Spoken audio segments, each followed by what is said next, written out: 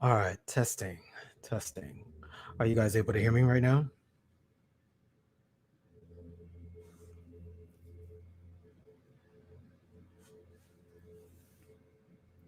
I'm gonna take that as a yes.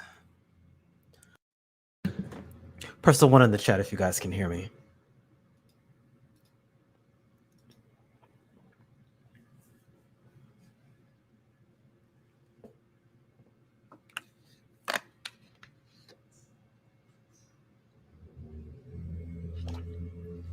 It's showing as though my sound is registering. Okay, good, good, good.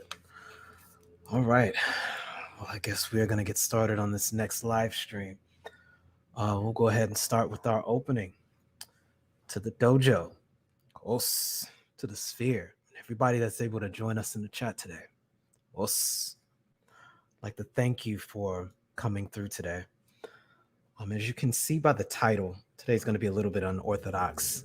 Instead of getting deeper into the sword forms, I would like to kind of go over more of a proof of concept or to really break down what it is I'm talking about when I make reference to some of these things and really solidly present this idea, especially the idea of the hidden village model. Today's going to be a little bit of an impromptu into some history, um, tying to the etymology and the origin of these words and concepts so that they can be better appreciated as to how I'd like to employ them for the sphere and for individuals that find this useful within the Edo social complex, in particular men. I am going to be reviewing the hidden village model. I'll be going over the philosophy of the pen and sword. Then I'll be breaking down the meaning of this word os and where I really got a lot of my inspiration to use it, as in general Japanese linguistics in vernacular. It's not a very popular term, but for the way I'd like to employ and implement it in the context of it all, I think it's useful for us, especially the sphere and the trajectory that it came from to make its way here to the United States in the general Budo or martial or dojo culture and philosophy. Next, I want to get into the Kunoichi, which was ironically the very first video I ever uploaded to YouTube, kind of breaking that down after an incident that occurred.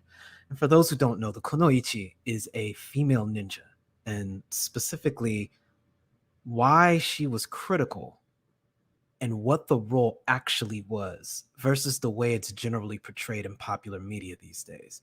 And use that as a parallel to explain the context for women in the space.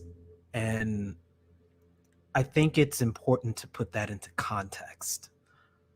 And lastly, if there's enough time, I'll go over a little bit of some of the concepts I review on my IG and perhaps the making of a potential secondary channel if you guys are really interested in this, getting into the idea of the nameless path, what it involves as it pertains to mind, body, and soul, and it being a means by which individuals can utilize it to improve or obtain outcomes that are suitable for them, especially as we go into this fourth industrial wave and things begin to change very rapidly. You may not necessarily trust a lot of the sciences as they've been presented to you as solutions, but there may be ways to combine older ways and ways that are becoming more available because of this technology to not only adapt but thrive in this coming environment. And in all of those ways I'm describing, this is a general focus for the nameless path. But before I get started with that, I'll go ahead and make a couple acknowledgments for folks that have made their way in here so far. Uh, I don't know if Shango's still in here, but salute to that brother. Chaos Rain, I see you. Lightbearer Council, thanks for coming through again, family. Let's see, Tall E's here, see you. Jay Gammon is in the building. Os. DJ Naff is back again, glad you can make it. I don't know how to say your name besides Ankh, but the Ankh is here. Don't think I've seen him before. I see the brother G Tunes reactions. Salute, fam.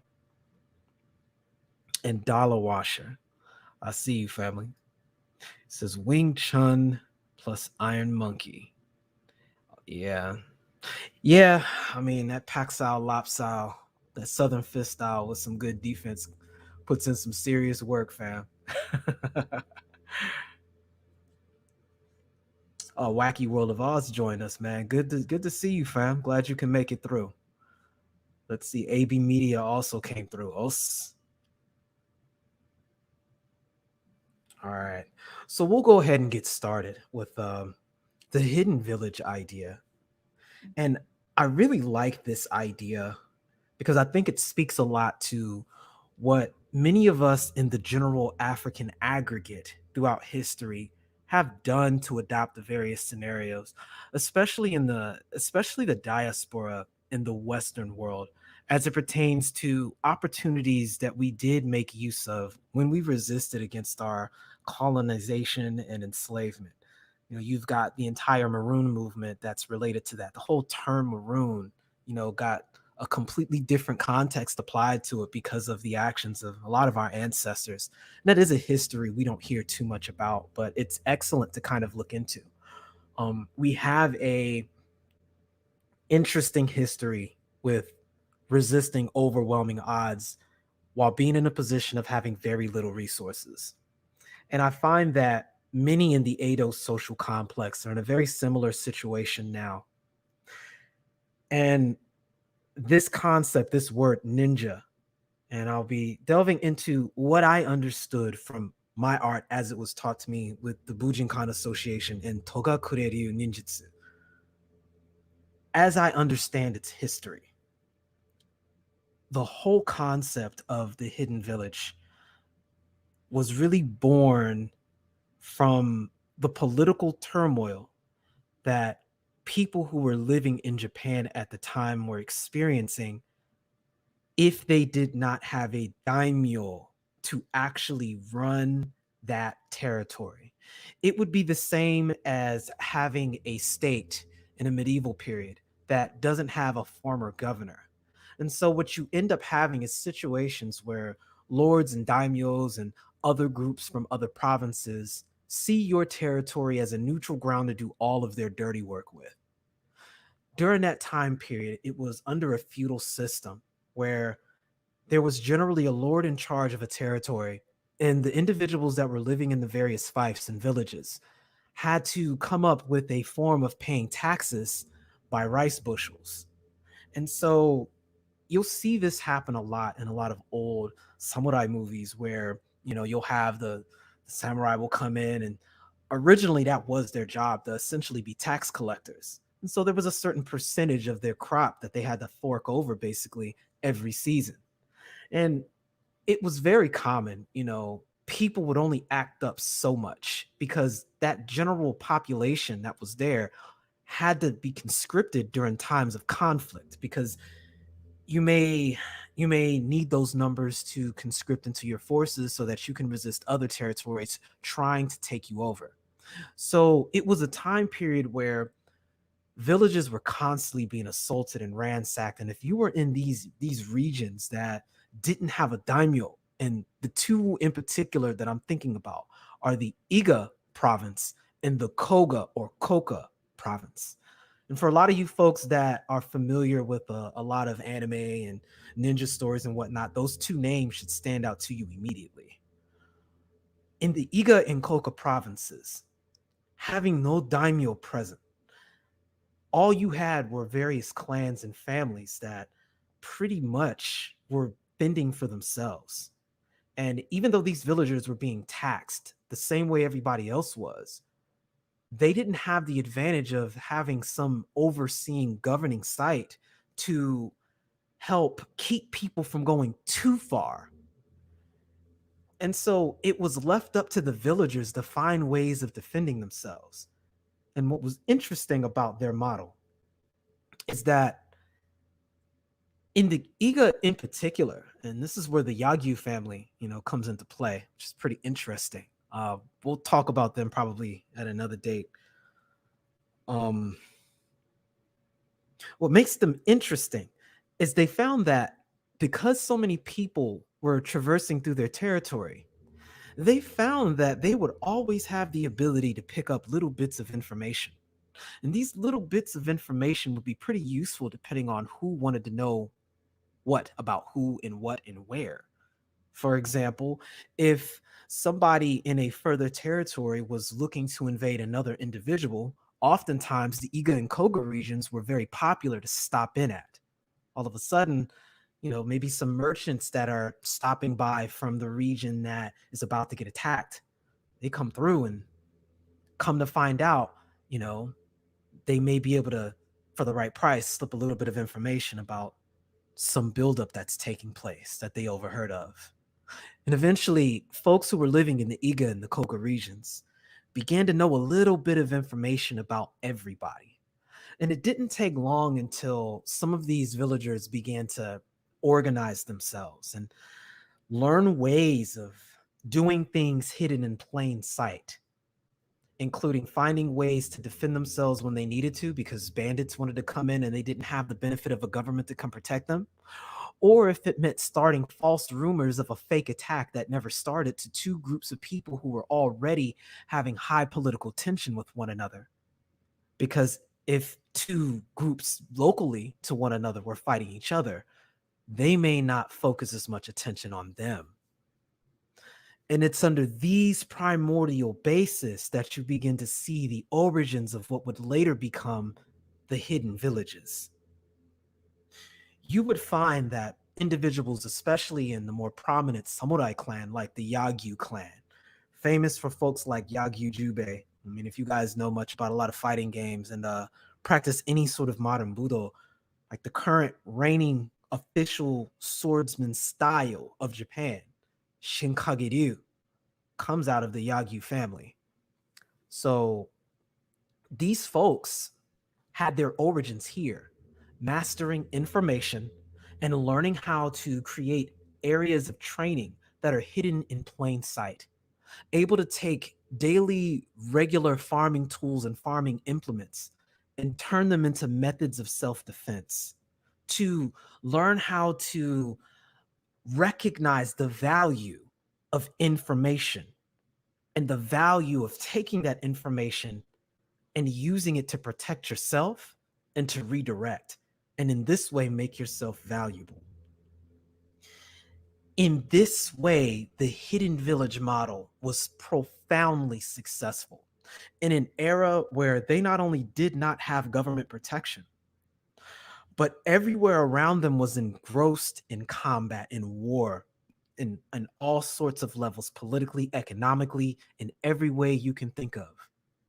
And so this method of self-efficiency, of self-defense, and being able to do for self was instilled in every single person born in that village.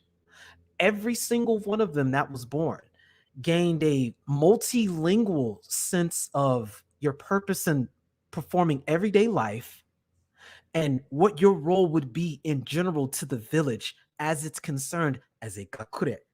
This word gakure, and I'll type that out for you,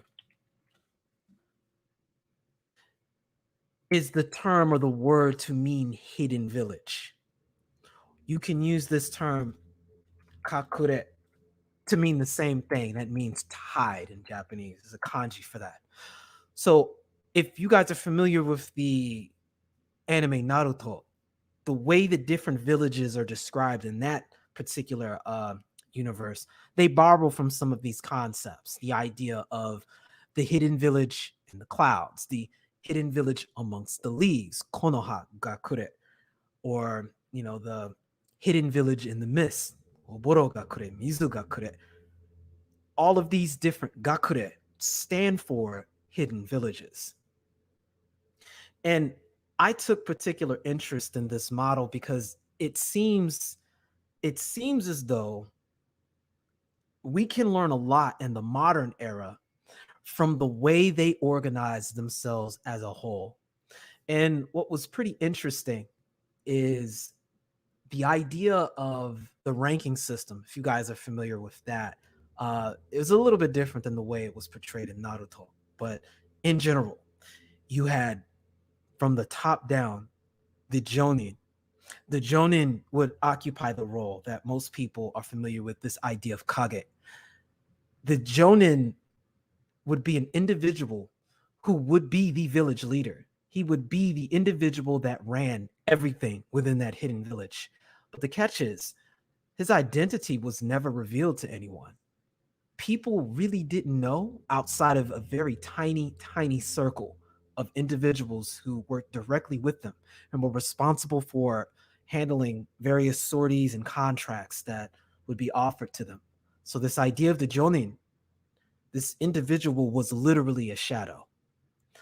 And people just simply would have no idea who he is. And it was to the defense of the individuals that were there in the village that if you didn't know who the head was, you could never stop their functionality. And even if you did, there were always backups in mind.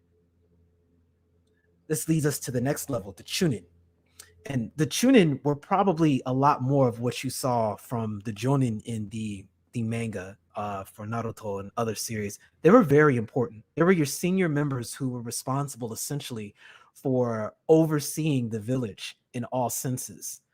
Most senior instructors, or what we would call today shidoshi, or um, sensei, individuals that have, fourth dan or higher of instruction, master instructors. These individuals would be the ones to put people through training. They would organize and disseminate people according to their skill levels to us to complete various missions that the village may be offered, whether it be in an official capacity from a higher authority, or whether it be an individual that came through with a profound amount of money to get an objective achieved. The Chunin were the main ones that did most of the work with regards to that. They were your middle management and your upper management.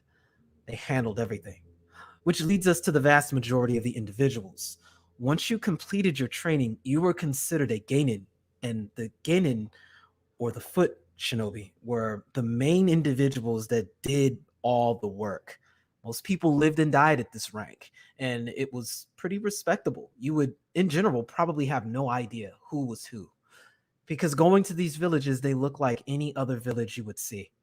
You wouldn't suspect anything until it was too late for you. If they were assigned to do whatever, or if individuals decided to try to ransack the village, they found very quickly to their misfortune that they came upon the wrong group of people to mess with.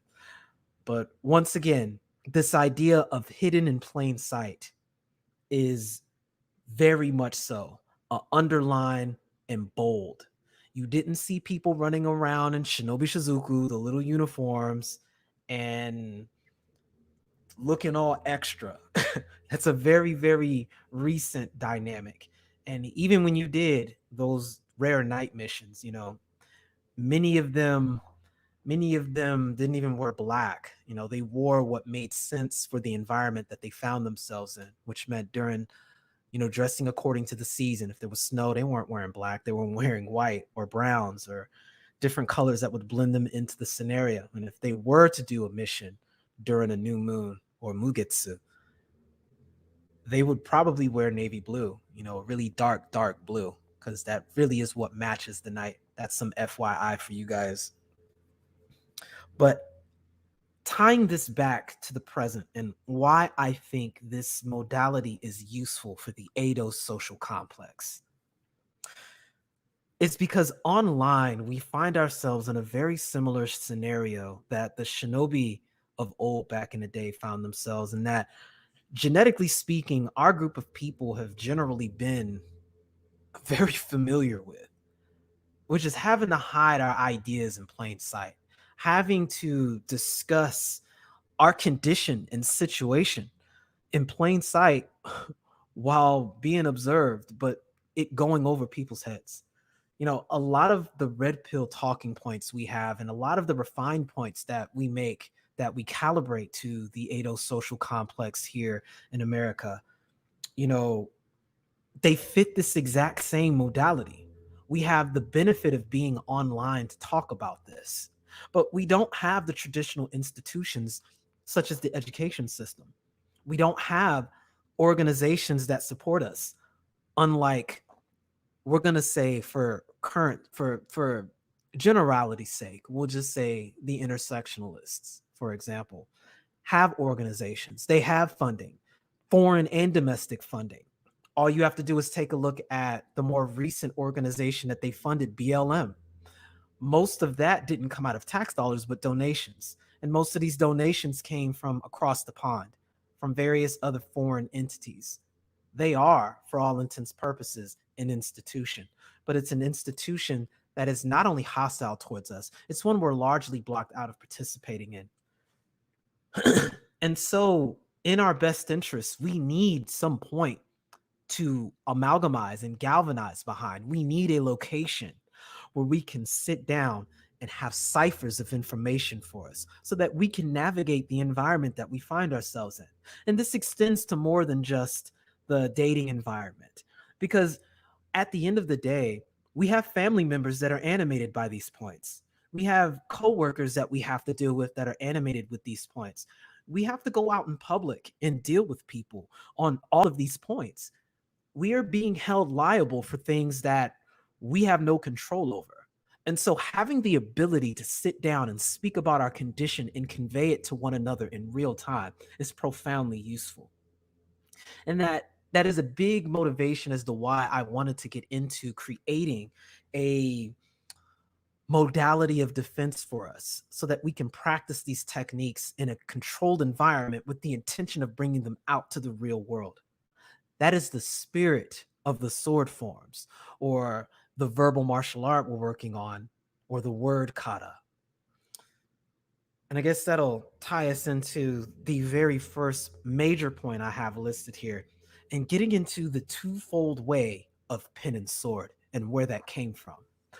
But before I do, I'll go ahead and make a quick pause and take note of some new folks that came in and make some acknowledgments and take some any questions on anything I've said so far. 1G's, salute to you, fam. Good to see you.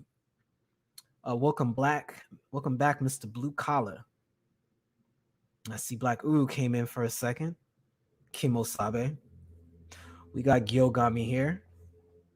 Sheed, we here. Gold Professor, thanks for coming through, fam. Got Kareem Austin came through. Good to see you, family. Yeah, I shouted you out earlier, Shango. I don't know if you were here, but welcome back, Shango. Alan Stranger is here. Jay Bones is back. Was good. Charles Irving. See VJ in the chat. I think that's everybody.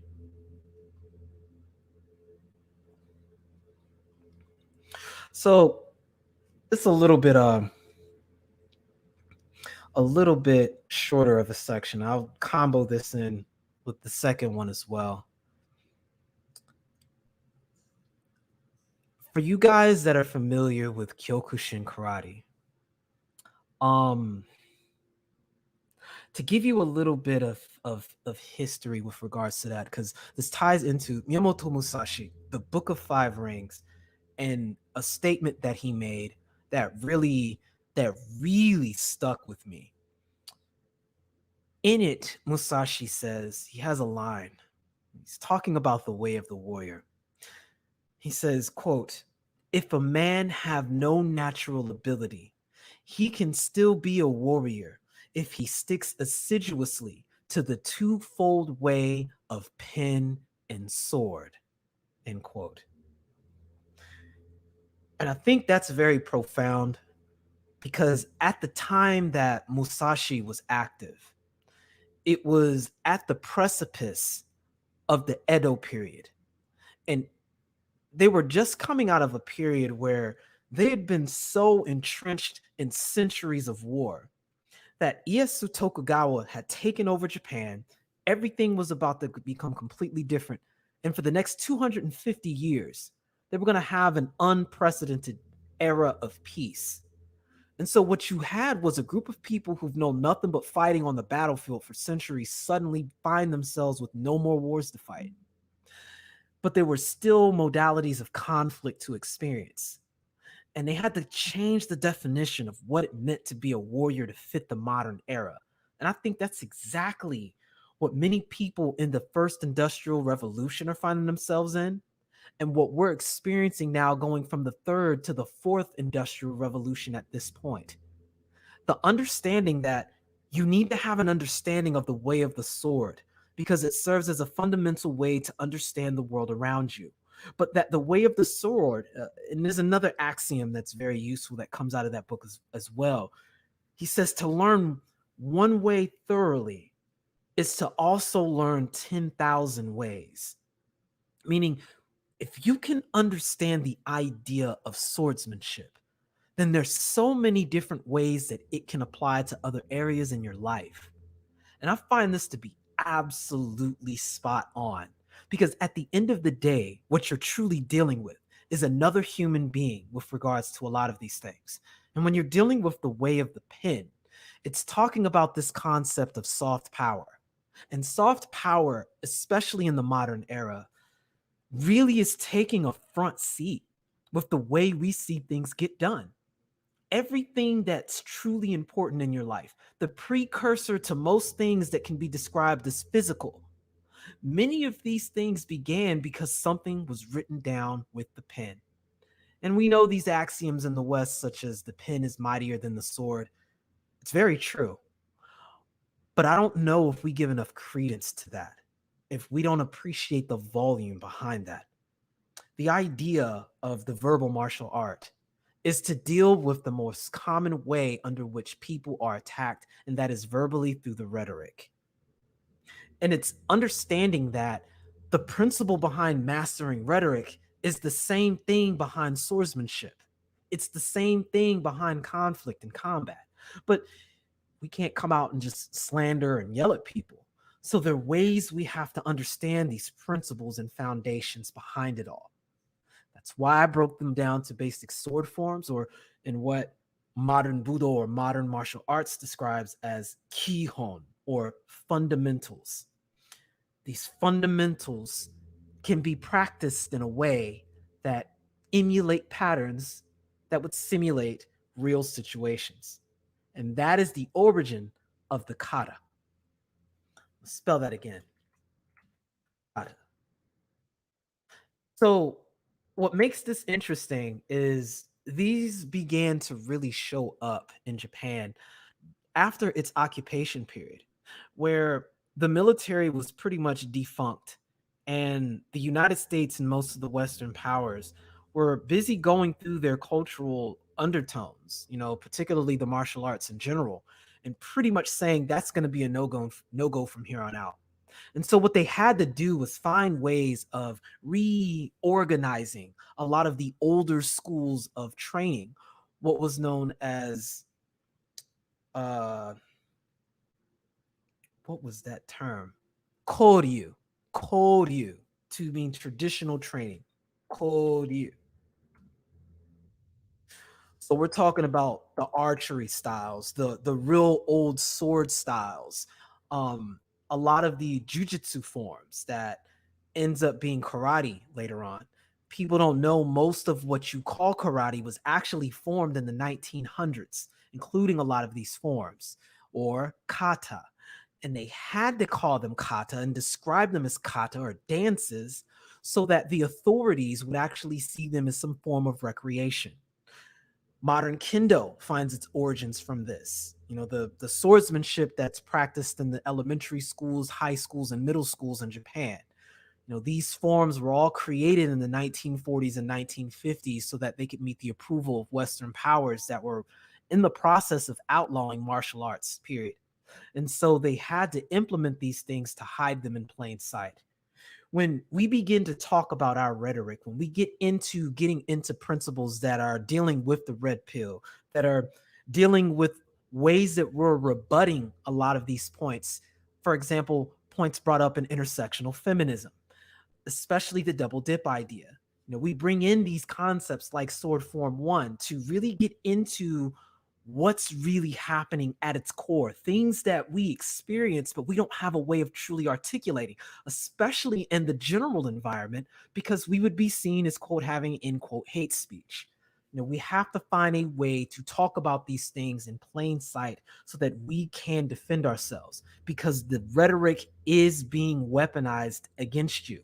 The more they can openly slander, the easier it becomes for other groups of people to attack you. So if you have a general sense of understanding of how the trajectory is going to be aimed at you, then you can mount a defense. And if you can mount this defense without it being personal or attacking anyone, it's even more profound, because what you are attacking is the idea. What you are attacking is the rhetoric. And that speaks to the idea of learning to master the way of the pen and the sword. And that'll bring me into the second point. What we can learn from this word os, and why I use it in particular. Because many people who do practice martial arts, they may question, well, why are we using this term? It's generally only used in the dojo. It's only used in certain spheres. What's the point?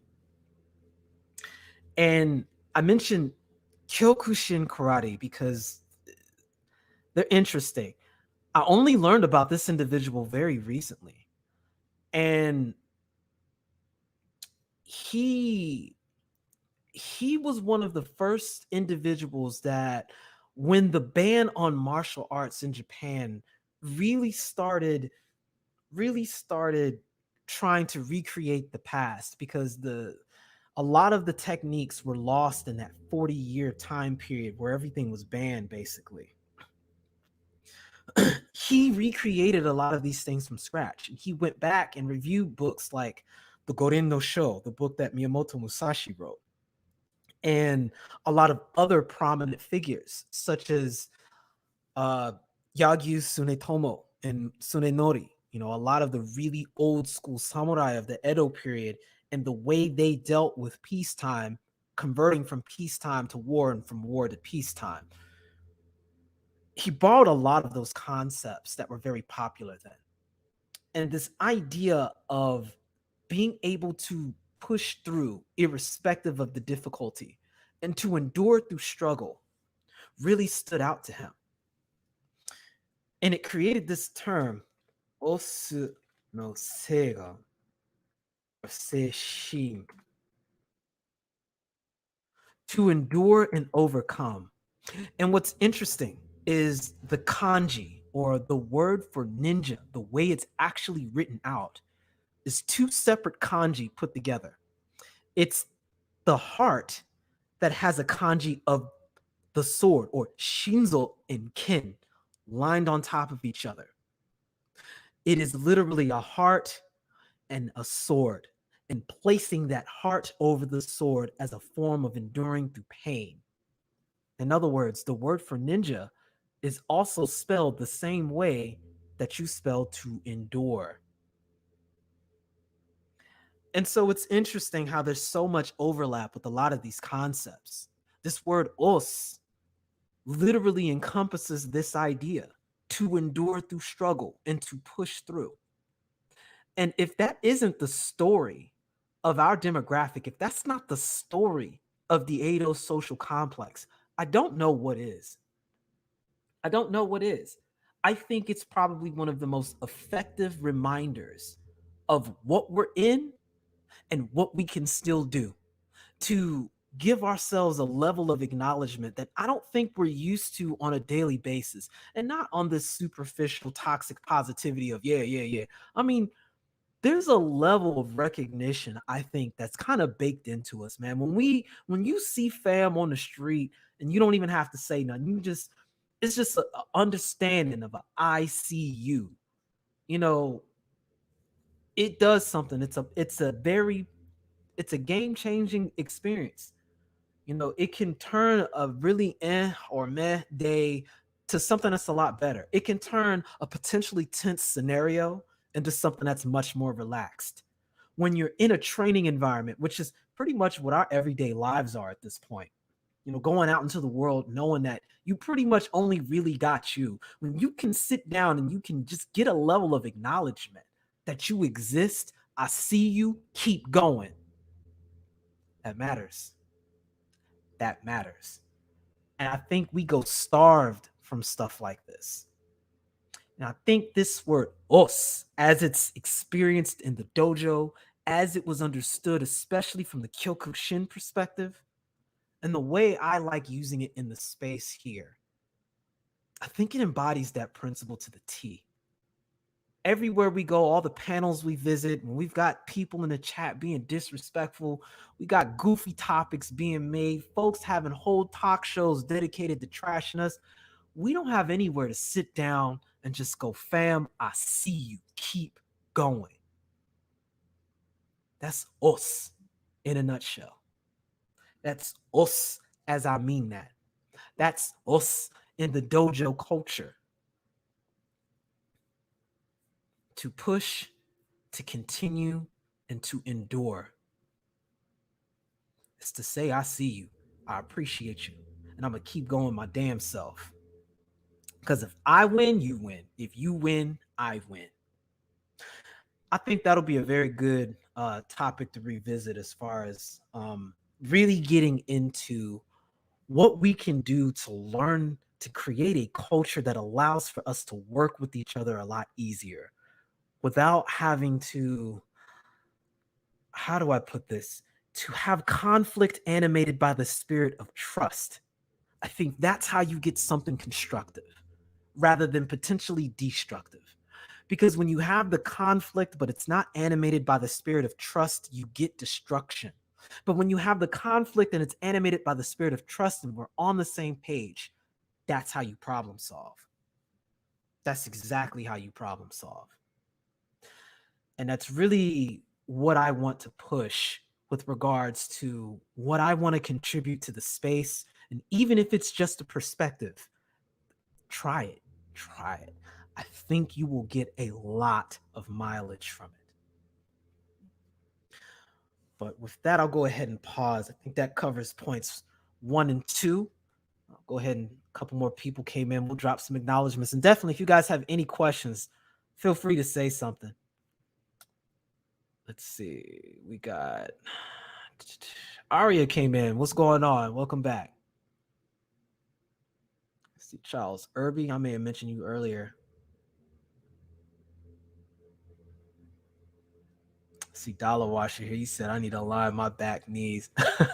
Hey, fam, yoga, don't sleep on it. Yoga, man, get you a little program on YouTube, or sometimes folks have subscriptions that you can get into. Like if you've got Hulu and stuff like that, they got these little yoga programs you can do. I'm telling you, man, doing a little yoga program on a regular basis, it'll get you right faster than you realize. It'll really help you out, especially with your circulation. Got Marco Ross here. Os. Yes, capoeira was utilized in the same way, portrayed as dance, but really used as self-defense. That is absolutely an excellent example of part of that maroon culture we're talking about. You know, they there was a lot of intelligence that was actually passed through the plantation in very similar ways as well. Songs and well, especially songs and messages sent through the church. There's all kind of modalities we use to learn how to hide things in plain sight, but in a martial context, capoeira was definitely it.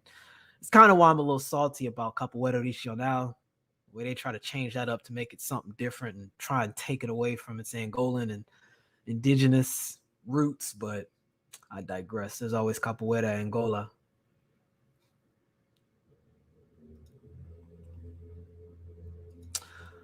But we'll go ahead to the next topic now. And I will, how do I want to approach this? I will use this as a small nod towards the argument that had been going through the space not long ago about the role of women here. And I'm going to say, we know this space is generally a male dominated space and it's intended to be that way.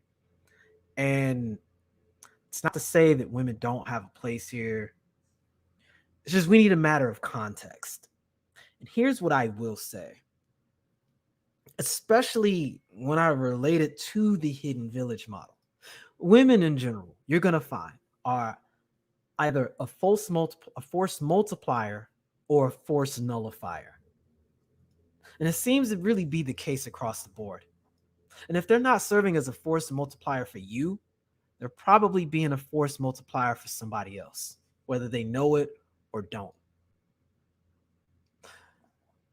And I'll say this ultimately, especially with what we've understood and learned with Sword Form 1, most of our problems is the fact that when we get into arbitrary set discrimination, which is what we said, to give the quick refresher, you've got, again, human beings organizing themselves first by age. You don't have children running things. Two, by gender. Men, generally speaking, run the societies when it comes to human social environments, followed by the fact that the arbitrary discrimination, number three, generally, you've got in group men are running the situation with the in group women, and men that are in the out group are the disproportionate targets of all matters of power as it results to arbitrary set discrimination, meaning that men in the in group initiate the violence and men on the out group receive the violence. And so most of our problems are effectively men acting upon other men. And if you're in that subordinate male position, being intelligent and forming coalitions so that you can resist the efforts of other groups of men trying to affect you, whilst protecting the women of your group. Generally speaking, this is the web we find ourselves in. But in the modern era where we've been able to be on the primary receiving end of that violence via non-verbal, or rather non-physical modalities of attack, via rhetoric and propaganda, we find that we're left wide open to this. Media is left wide open to just have a free for all on us. And so if we recognize that, we're being attacked from all angles with no allies, and we're in this space that's predominantly animated by us to try to mount some form of resistance, it reminds me again of what was going on in the Iga and the Koga regions during that Sengoku period. That was the primary reason, and this is probably controversial. I am not sure those hidden villages would have survived if they didn't have their female agents. And I don't mean, just to procreate, etc. And it wasn't that they were in a position of being better than anybody else. They were simply another modality that was absolutely critical for them to be able to utilize. Why? This takes us back to the way ninjutsu is broken down. I explained a little bit before about the Godai, or the five elements, and the way different aspects of Ninpo or ninjutsu are understood. Things are given a elemental typification. And through these typifications, if you play Pokemon or something like that, you'll recognize that sort of idea where certain elements are stronger or weaker to others. This was generally the way ninjutsu was organized. But there were two primary disciplines things were broken down into.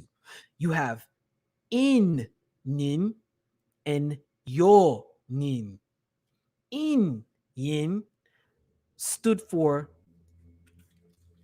in, or dark, or yin. If you think of a yin yang, that's exactly what this is. And yo, which is light or yang. So many aspects, whether it be a classification of a genin, whatever their mission was, or a technique that was about to be utilized, you had light modalities to do it and dark modalities to do that. And as you know, in society, we know that there are differences within social status and differences with regards to the way men and women are addressed socially. There are just certain cognitive biases that are present that apply to men and apply to women differently, especially if the individual in question that's challenging or being challenged is male or female. This was critical for the hidden villages to get information because it was very important for them to operate with their yonin or nin who operated in the light. Most of the depictions of ninja are the in nin or the dude that's in all black infiltrating the castle, doing the sentry removal with the stealth killing and hiding bodies in different places, scaling walls, all of that. Everybody's familiar with that. But that probably constituted less than 20% of the actual work. 80% of the work, 80% was all done, if not more, was all done in plain sight, the yo modality. And that is no different than the way modern intelligence works to this day. If you look at any intelligence agency worth its salt, you'll find they operate the same way as well. It's just that technology is a little bit different and they're a lot more sophisticated now than they used to be. But in general, it is this light method, this yo modality. And if you need to get to places for long periods of time, and you already know the social environment is going to see men as being the arbiters of power in general, the advantage that women gives you is profound because there's places that women can go to that a male agent will never have the light of day to be able to see. Period. I mean, ironically, it kind of worked like that on the plantation too, which is kind of why is a big reason why we ended up with a matriarchal authority on the plantation. But I'll get to that later. At the end of the day, there are places that women can get to that a man just simply is just not going to have the same tolerance being there. If you've got female agents and they're trying to infiltrate into particular locations, let's say, I'll give an illustration. Uh, there's a mission to assassinate a lord in an enemy province, and they're heavily guarded. They're former daimyo, and he has to go bye bye. But you need to gather better information on it, and everybody that you sent in on a in mission has kicked the bucket. They've been found out, or they've been converted to a double agent, or whatever. It just hasn't worked. Well, this is where your kunoichi comes in, your female ninja. You have them go disguised as a concubine, disguised as a maid or a servant. Have them work their way into the ranks. Now you have an agent on the inside that can pass information back and forth and give you the information that you need so that you can send in your in nin because they're able to monitor from a distance deep in the enemy territory. We actually call that dotonjutsu. That sounds familiar from Naruto. It should. Do hon or earth technique. Why?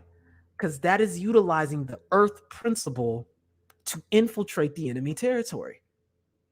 You are planting that kunoichi, that female agent, deep into enemy territory until which time she's going to be activated to achieve whatever it is you need done. They could be there to gather intel on that individual indefinitely.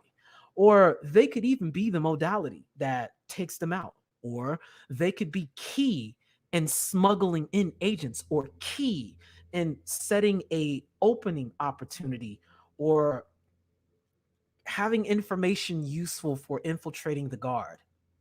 You know, so many options open up because you have those kunoichi at your disposal. I think it's things like this. It's not that they're greater than or lesser than, it's just different. There is a purpose.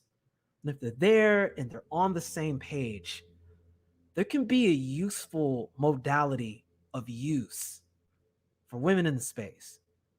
And it can work for you or against you. The key is there needs to be a clear plan of instruction in place. In this way, they can be profoundly useful.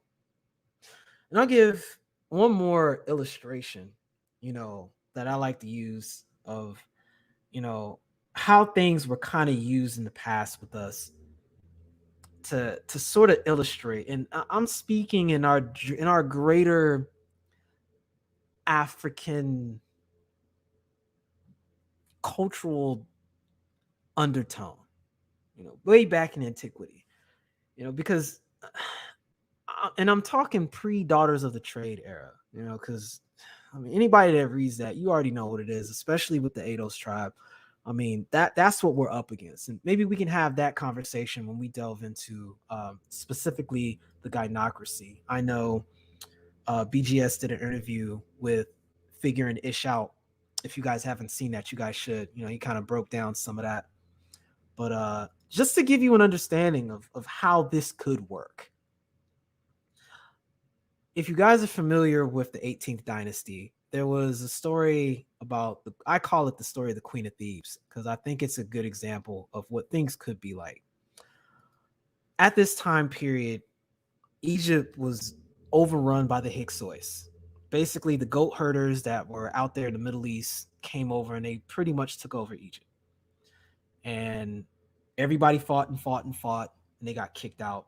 The king at the time put up a really strong resistance, and ultimately he fell. They made a real horrible, gruesome display of his body all throughout Egypt. Like to this day, his corpse is still really looking jacked up. Like the forensics on it is crazy. They really messed him up.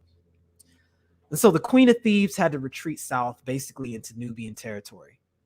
And everybody was very disheartened, and they were pretty much willing to give up. We're gonna let Egypt go. They're like, F it, we did all we could. It's a wrap. But the queen had two younger sons, and so there was still the potential for future. And there was a potential army in the form of the Nubians. And so she sat down and decided to regroup. And what ended up happening is the oldest son, Kamos, I believe his name was. They took a little time, and eventually a second campaign was launched. And he went all throughout Lower Egypt and Upper Egypt, beating the brakes off of them.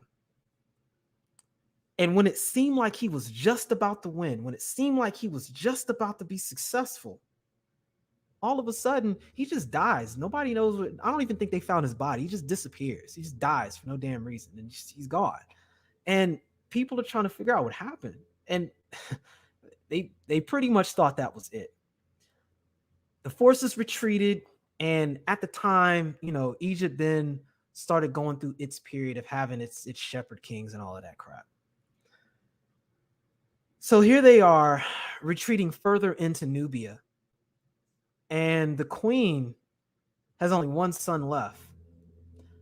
Everybody's pretty much given up on the idea of ever getting Egypt back. But she didn't give up. She didn't want to see it lost. And she continued to insist on efforts. And so she put the younger brother in a training program. And she hired the Nubians to train the youngest son for 10 years, educating him on political science, military strategy, everything he would need to succeed and get to where he would need to get to. They rallied resources, they took volunteers, and when he finally got his volunteer army put together, and when their resources were all lined up, they marched in and obliterated the Hyksos. Obliterated them. I think this was Amos. And he ends up being one of the individuals that helps found the greatest dynasty in Egyptian history, the 18th dynasty. All because the queen wasn't trying to be the one to run and rule everything. She did her role in preparing the next generation to go out and take what was rightfully theirs. The husband wasn't able to do it. The oldest son wasn't able to do it. But the youngest son was finally able to be put in a position to do that. She wasn't trying to run out there herself. She wasn't trying to usurp nothing from nobody. She played her role, and she was a force multiplier. And she did not give up on Egypt or her people or her family. That is an important dynamic, a very critical modality in how that can be expressed. And what I mean when I talk about either being a force multiplier or a force nullifier. In this way, the role of the kunoichi, I think the role of women in the space can only be realized it can be helpful.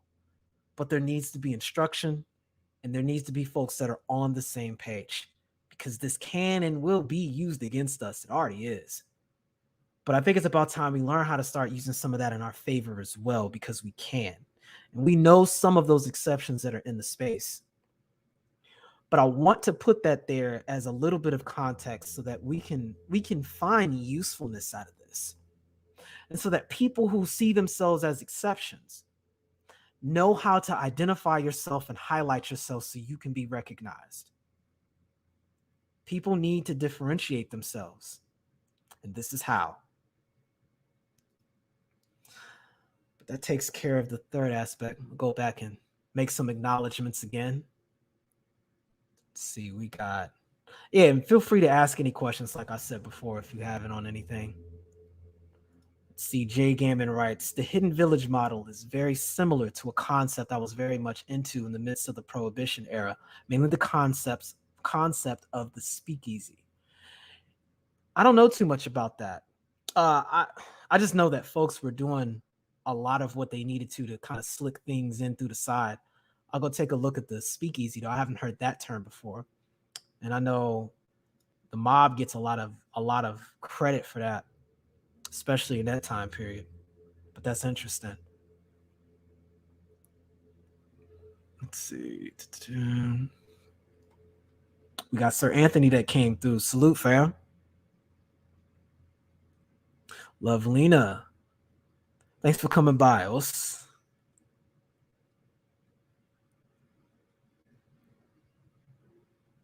Yes, there we go. That was the name. Appreciate you, Gyogami. Gyogami knows a lot of these stories. Brothers on the continent now. Ray Hanma. Os. What's going on, family? We got the roguish son here. Os. Peace. I I got you, Idik.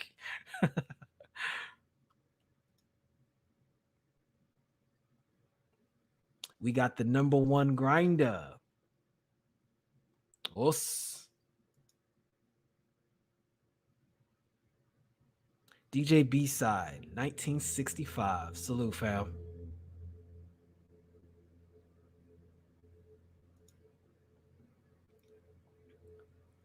Let's see.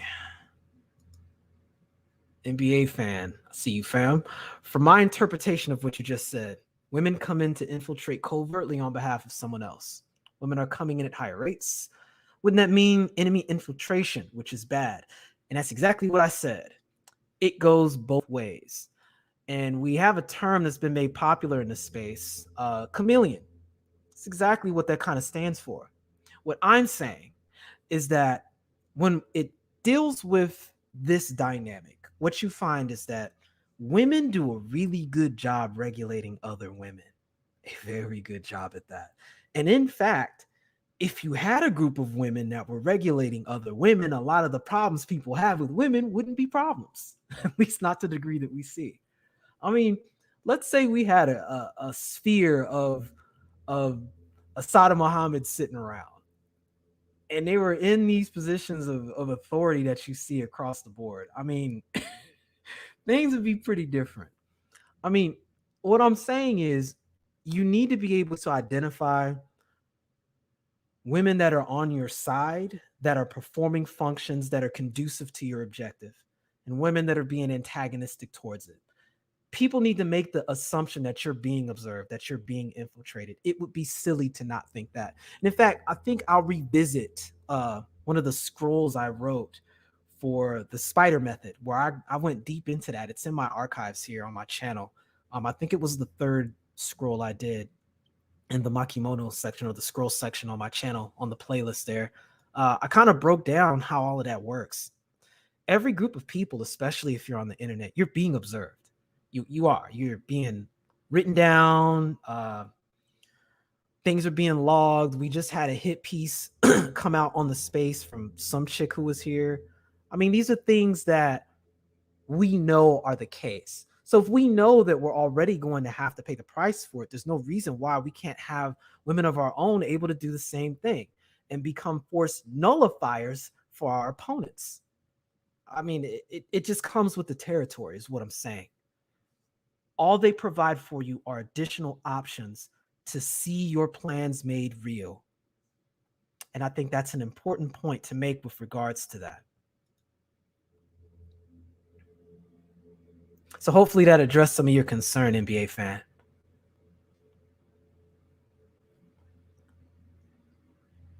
And Assad is here. I see you.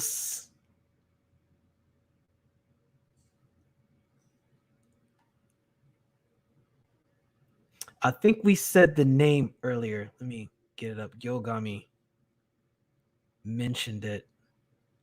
Let me scroll up.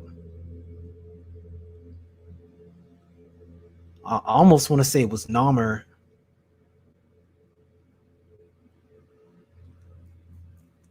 I have to get back to you on that.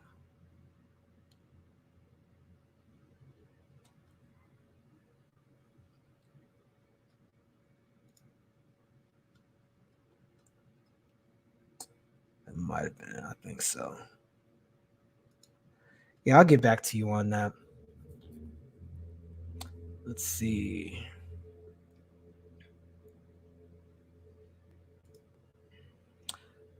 Charles Irby says there are many chameleons, content creators, all of a sudden praising black men. Why were they quiet so long? They want to speak. Knew that it's safe. Yeah, I mean, being honest, man. Whenever there's an opportunity for money, man, people are going to be opportunistic and kind of poke their head out. For a while now, it was SOP to just pretty much dump on black dudes. Now that there's pushback being put forward, there's the opposite side being accused. People saying that they're making money off of black women. But I avoid feeding into that fire because I think, again, at the end of the day, what we're really talking about is dudes exercising power over other dudes. And most of our problems can be fixed if we learn how to work with each other and form coalitions so that we can start undoing a lot of this rhetoric that's being aimed at us. And if we can find women that are willing to be force nullifiers for the other women that are being antagonistic towards us, I think that will help us to finally regroup and form a strategy and implement it in a way that allows us to keep what we make rather than constantly having to spend it being on defensive. In other words, to change our posture from a defensive reactive posture to a proactive posture that can forestall our opponents and take initiative. That's what I'd like us to see. And we're starting to get that ground. We've got people that are putting books out. We've got meetings that are happening in real life. We've got more channels that are starting to really blow up. And as this topic becomes more understood, I think what we're going to start seeing is more international support. And I think that's the key, because a lot of these changes, again, are the result of the general civilization outpacing the pace that the culture can actually respond to. And a lot of these environments are being experienced. The social environment is being expanded through the internet online. And people are coming up with responses and they don't like what they see. And we are kind of like a ground zero front line that is kind of a glimpse into what everybody else is experiencing.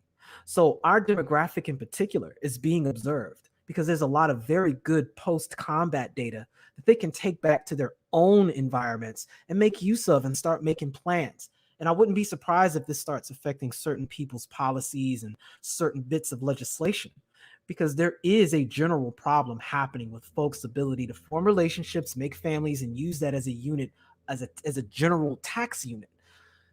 They're concerned about this. They don't necessarily have fourth industrial solutions able to be rolled out in mass just yet. So there is a transition period that they need to observe. And this is very important because we, again, serve as a form of front line. So if we can understand how we're being taken advantage of, and if we can take advantage of what we know and the ideas that are animating the exploitation and we counter them, people are going to listen.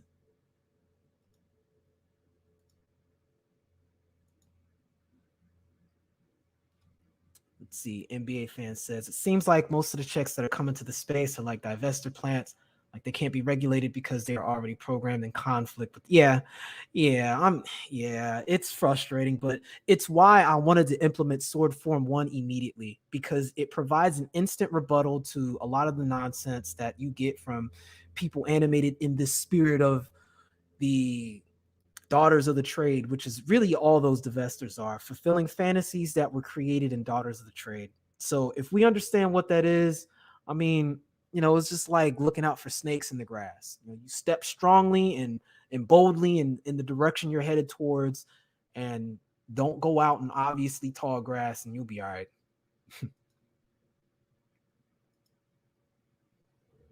Bingo, it's profitable. I still think women are needed in the space. There's some sisters in the space I greatly appreciate. Indeed. Indeed.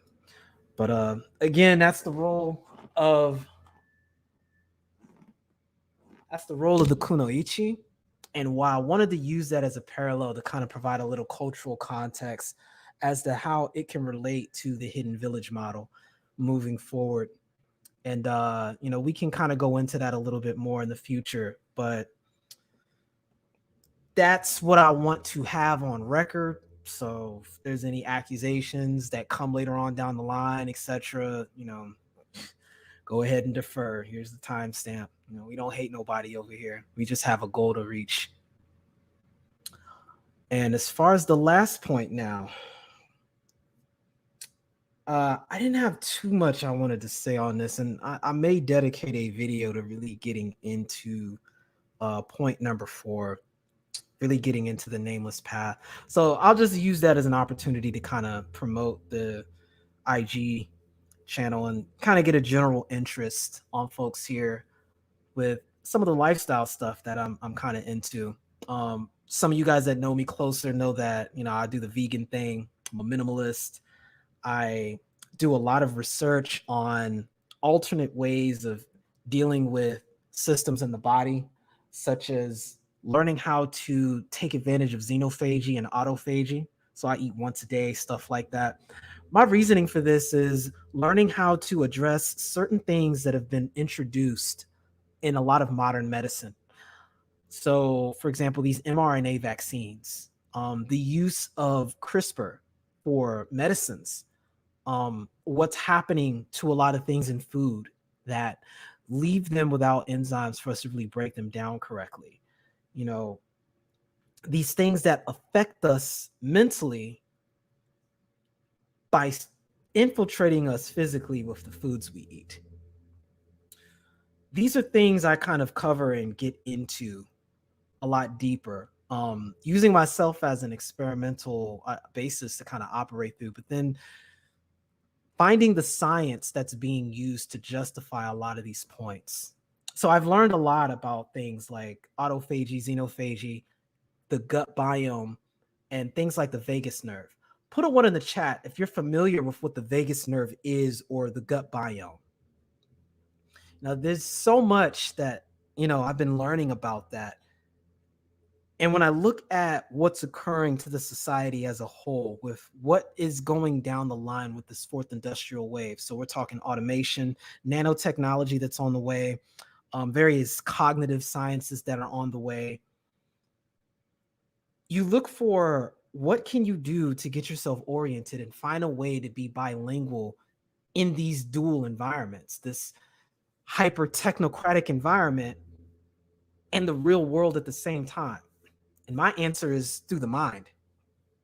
And what I learned is that most of the issues that do go on with the body have a point of origin in the mind.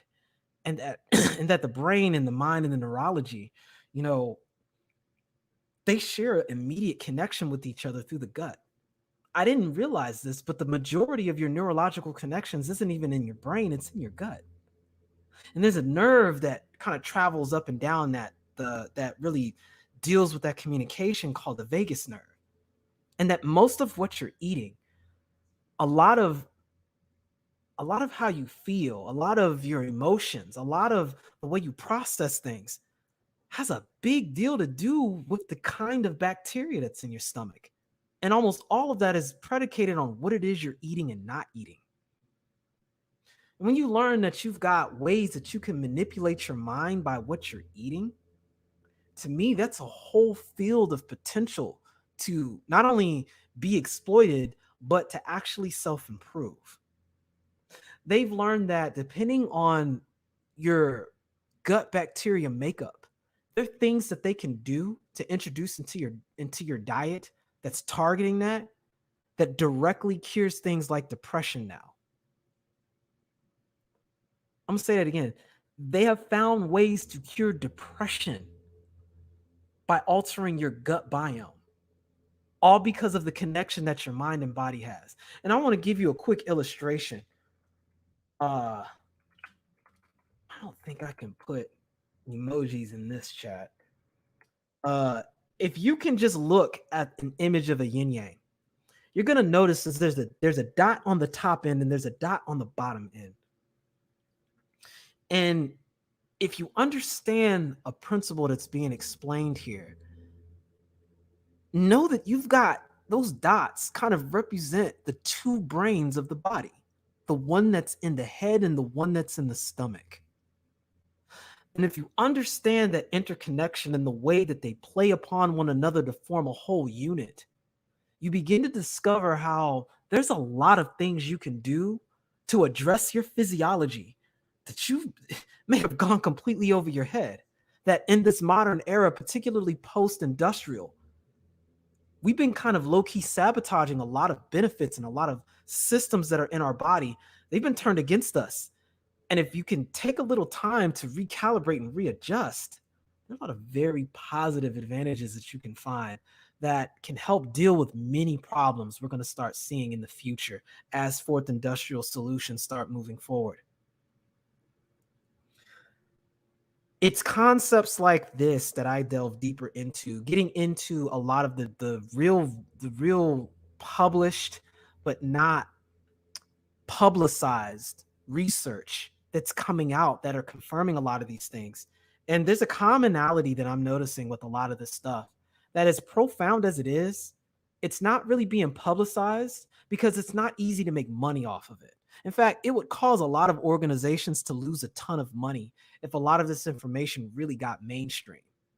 For example, learning that you can calibrate your system through controlling the calories and when you eat through intermittent fasting, you can actually calibrate yourself to be predisposed to using oxygen as an energy source in your mitochondria over using glucose.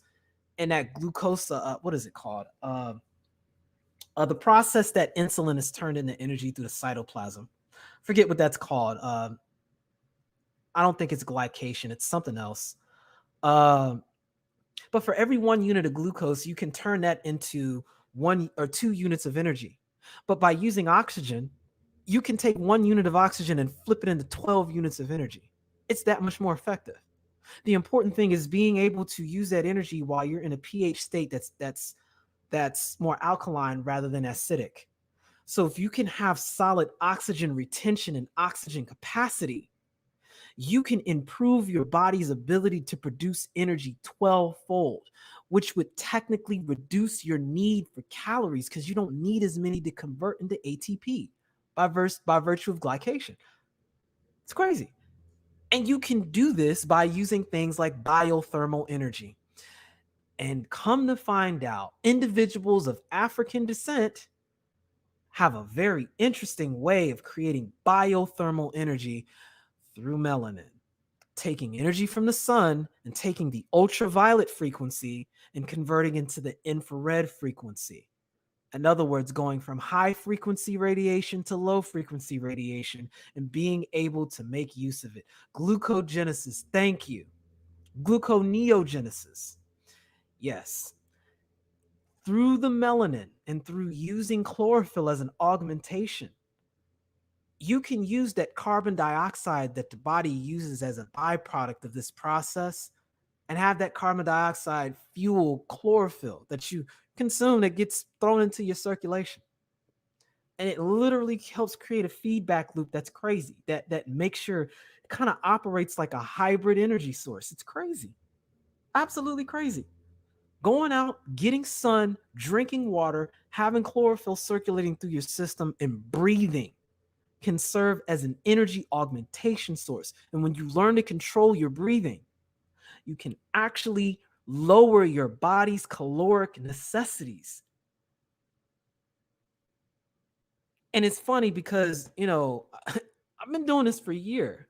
Been doing this for a year. And I get more into this on my IG page, but my proof of concept came from the plantation.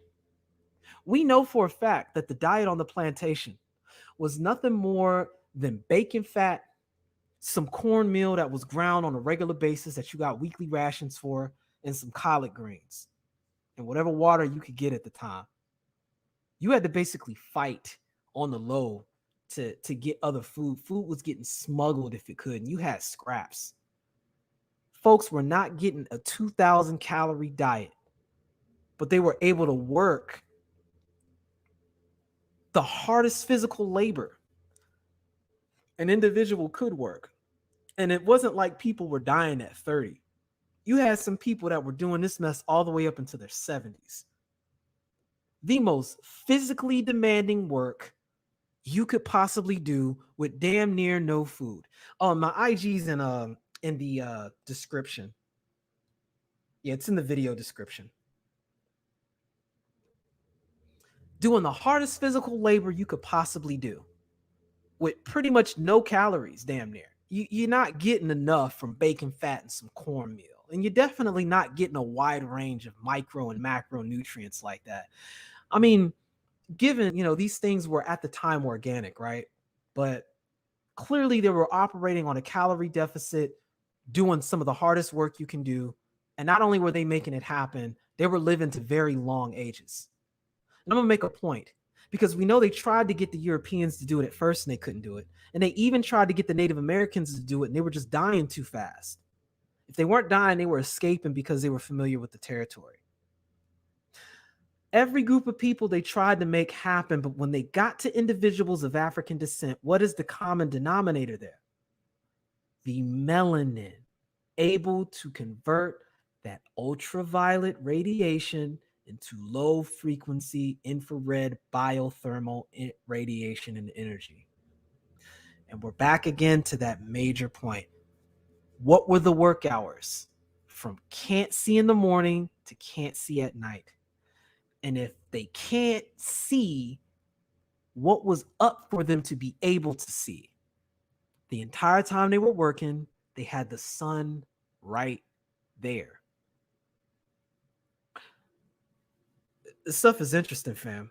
And as you begin to really unravel a lot of the information that confirms a lot of this, is getting deeper into this, that explores a lot of these principles. And you see examples of people able to do this in their everyday lives, with the intermittent fasting and making sure they're getting certain nutrients and they can still function and grow and have protein synthesis and meet calorie needs and renew tissue with xenophagy and autophagy. These are useful tools to know about your body. These are useful tools that nanotechnology is going to be addressing and interfering. These are useful things to know when we're entering into an era where you're going to have to integrate with a lot of this technology one way or another. And this could be useful in helping you to mitigate potential negative effects of these technologies. I think they're definitely worth exploring. And if you guys are interested in some of this stuff, I can definitely go much deeper into detail and really go over some of the science and, show some of my results and results other people have had with some of this stuff. So definitely let me know. Send me a mail, throw me a DM, if you're interested in some of that content. And I wouldn't have any problems, posting more of that and getting you guys hip and maybe put some programs down, some stuff that I've been working on. And you can experiment for yourself and make the decision to see if some of these things you may want to implement yourself. I find it pretty interesting.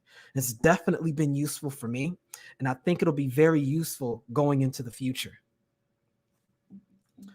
But that was the main bulk of what I wanted to kind of cover today. I wanted to sort of touch bases, with folks who came last time. And next week we'll get deeper into 3 more sword forms.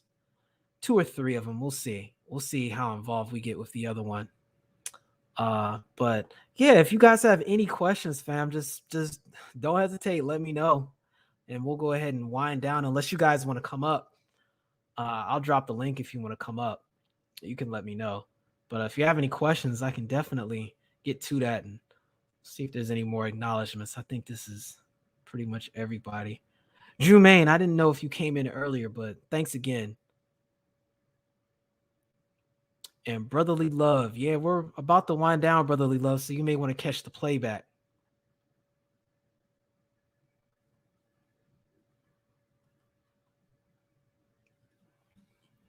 Let's see, I got a few Cash App acknowledgments I can make while I'm here chilling. Got MLR, fam. I appreciate that. Thanks for the Cash App. And we got Gold Professor. He says, Os. I appreciate you, fam.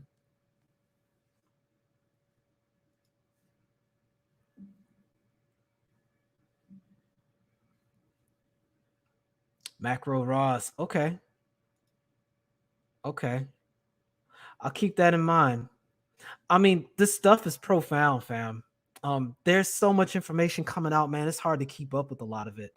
And we're gonna be the receiving end of a lot of this stuff right now. I mean, folks are already looking at learning to find ways of creating cosmetic genetic modification. So if you can think of an MMO character creation generator, think about that for real, like in real life. They're already working on stuff like that. Man, who knows, all kind of crazy changes that are getting ready to happen, or diseases they may discover because of nonsense like that. But that's where we're at, fam. Like, it's kind of irresponsible to get so deep into all of these experimental technologies when we don't have a full grasp of what the body is able to do on its own intrinsically. But we're stuck, in this impasse. I don't think it's going to be possible for anyone to completely opt out of all of this. So, like, for case in point, looking at the vaccine, man, like, this is probably going to become a regular thing where folks got to get these update shots. And if it ain't this, it's going to be something else. So, you got to find a way of addressing this. And if we know that at the end of the day, this is a general immuno check, then there should be some opportunities, ways that we can address our lifestyle to make changes. And these changes are ultimately epigenetic. And I guess that's what I'm really talking about at the end of the day, epigenetics. And that's critical because, there's epigenetics we get exposed to while we're in the womb and as we're growing up. And, there's still epigenetic changes that happen into our adulthood. All it is your DNA is what stays pretty much hard locked unless there's a mutation, which is profoundly rare. What you do get is different ways that that genetic code is expressed. And it will respond to the environment. And if we understand that our environment plays a role on the external, that there's also an internal environment that we are subjective to. And if we can come to understand that inner environment, starting with the mind, there is so much we can do. There's a non-physical, or what we were referring to before, yin, and then a physical manifestation of that, where the yo talked about earlier, the yang, the light, the outer, in the form of your neurology. And if we know that your neurology is taking cues not just from your brain, but from your stomach, that makes what you eat that much more important and critical. What you eat and what you're not eating. And it will shock you, the things that you can do and the things that you can change and improve, be it your cognitive function, your emotional disposition, and the way in which you can heal.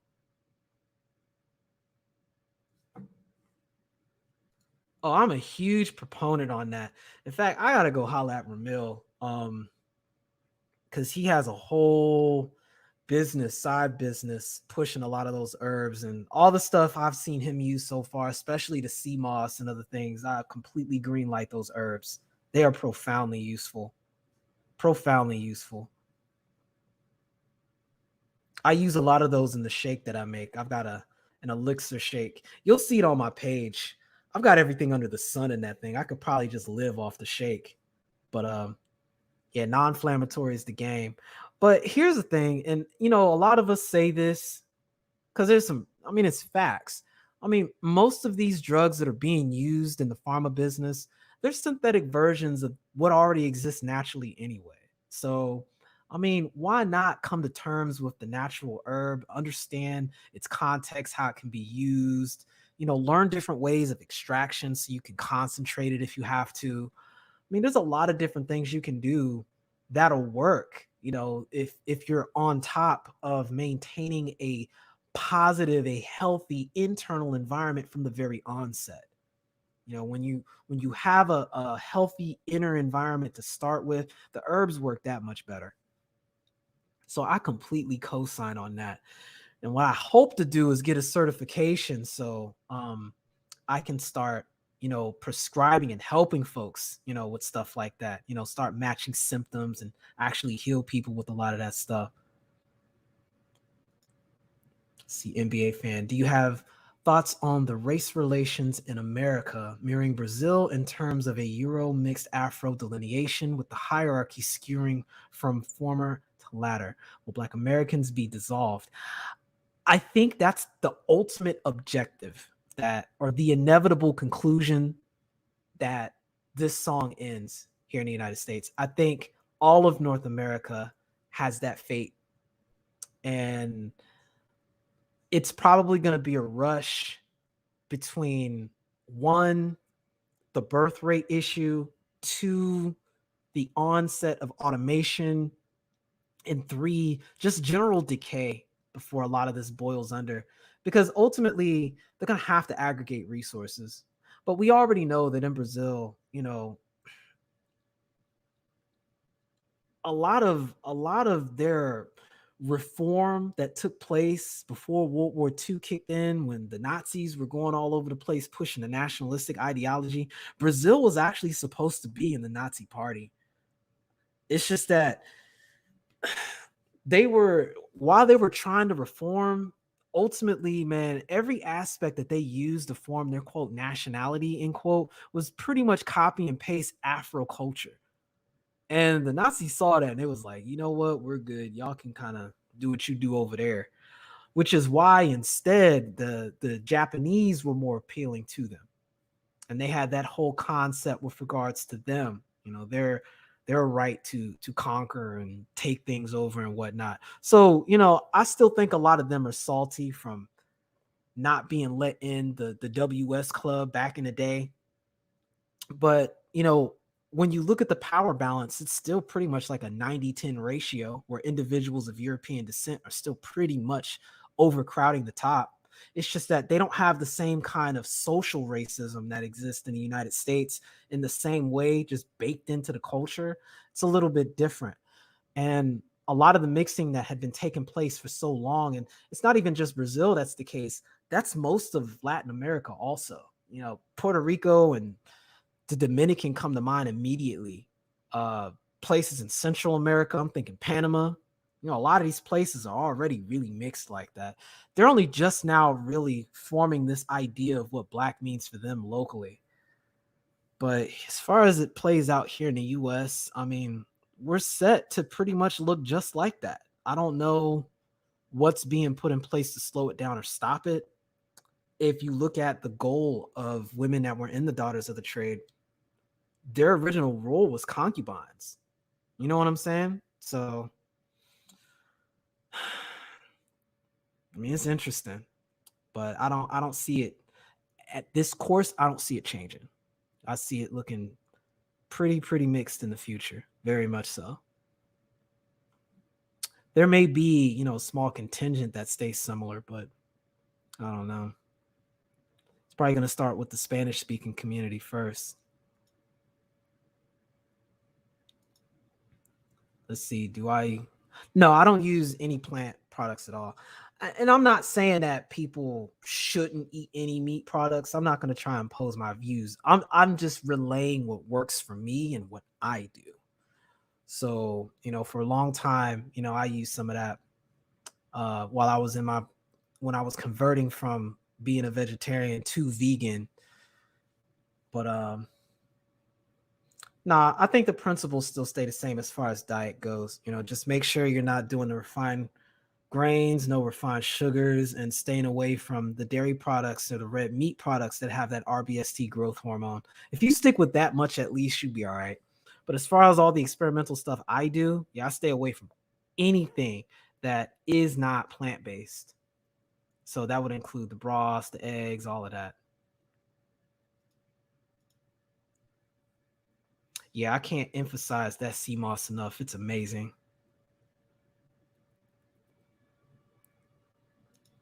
No, Brazil's black demographic is huge. They have a massive black demographic. It's just that if they could, man, they would they'd have a whole Argentina scenario if they could. There's just too many folks out there. And that Quilombos movement, man, the Maroon movement that put them on the map really changed things. It's just they're just stricken with so much chronic poverty. They got it's the same song and dance problem that has issues in Africa. That's the same nonsense they're suffering from out there. So it's just frustrating seeing the same song and dance played out just in a different language.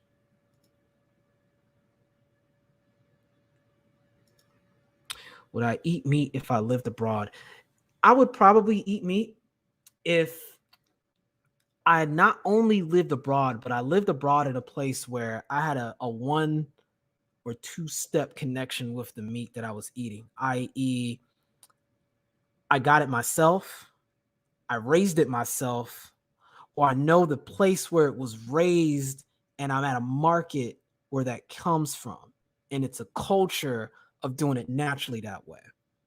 That would probably be the ideal condition for me. So if I went to, the Caribbean and I was living off the land like that, or if I go back to the continent and, I'm somewhat in an area where I could get, good stuff from the bush, probably. I'd probably eat meat. Otherwise, if it's in any way manufactured or coming from any sort of process or in an area where the resources out there are too adjacent to modern society, nah, I wouldn't. Because I could go to Europe and that'd be me living abroad. Technically, I wouldn't eat the meat there. You know what I'm saying? Or I wouldn't, even if I'm in Asia. I go to Japan. I'm not eating meat out there either. It's just as bad. So, but I don't mean bad as in quality. It's just for the reasons I'm not eating it in the US, those reasons would remain the same abroad. So it depends on where I would. Jordan asks, what are your thoughts on WS Club nowadays? Like, do you think they're still relevant or more so on decline? I mean, it's on the decline. And that's why I bring up social dominance order, because I think that's a lot more relevant to bring up for us right now, because that gets covered in the soup. You know what I'm saying? Like when you break down the way we're being addressed, we know a lot of those issues are the problem, but now we need something a bit more fine-toothed to really get to the specifics of it so that we can actually address it in our real lives. Because too much of this has been weaponized to where intersectionalism has made it to where we're invisible as a unit, as a general unit. So BLM is the new face of Black power. And if that's the face of Black power, there's no room there for fathers. There's no room there for anybody with a Y chromosome that's heterosexual. And so you're effectively invisible, or you're brought out to a greater archetype of Black people, and you're just flatlined into just being this general Blackness, and you can't get anything done. Like men can't ask for stuff. We have to organize and seize and take initiative. Social dominance order explains that. Unless you're already in your own in-group, giving men anything is seen as an act that's punishable by the society that gives it. So if you're not doing so with the goal of making them indebted to you, which is anything we ever get from the society at large, we have to find ways of taking it on our own volition. And that's why, when I look at a lot of the issues that WS serves, we're getting iterations of it that don't look like W. We're getting it in the form of the general hive dynamic being rolled out. And I'll do a video on that exclusively because it deserves its own topic when I get into, the hive model. To kind of give you a preview, hives don't have men. outside of less than 1% who serve as mating drones, and all they do is fly from queen to queen and get them pregnant. They don't even have stingers. They just procreate and die. The rest of the hive, 99% of it, are females that don't reproduce, and they're given specialized roles to perform things. And that's exactly what I see society heading towards. It's pretty crazy.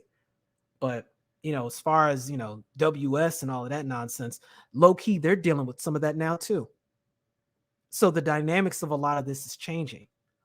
It's just for us, we've already got a model for that, which is what the plantation model really was at its core. What you got to do is look at the baby farms and the Mandingo bucks and the big mamas, all of that. It's all a hive dynamic. What makes it worse is it's already a model in nature. So some kind of crazy stuff to look at sometimes, fam.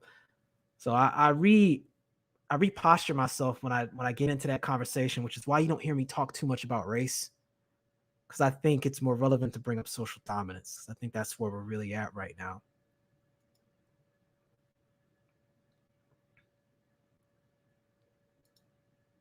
Well, I got a lot of stews I make. They taste like the seasonings I use. I got a lot of different seasonings I put forward, and they're really good. They're really good. What I'll do is I'll start making some videos and show you guys how I make some of that stuff. Some of the stuff I make, takes on the texture of meat, especially when I use mushrooms. Mushrooms are a great vector for that. You'll find that, going plant-based is a matter of substitution. So if you substitute things in a good way, you get a lot out of it that way. We got Andrew Grizzle here. I didn't see you in the chat, but he came through with a super chat, fam. With a cash app, man. I appreciate you. Os.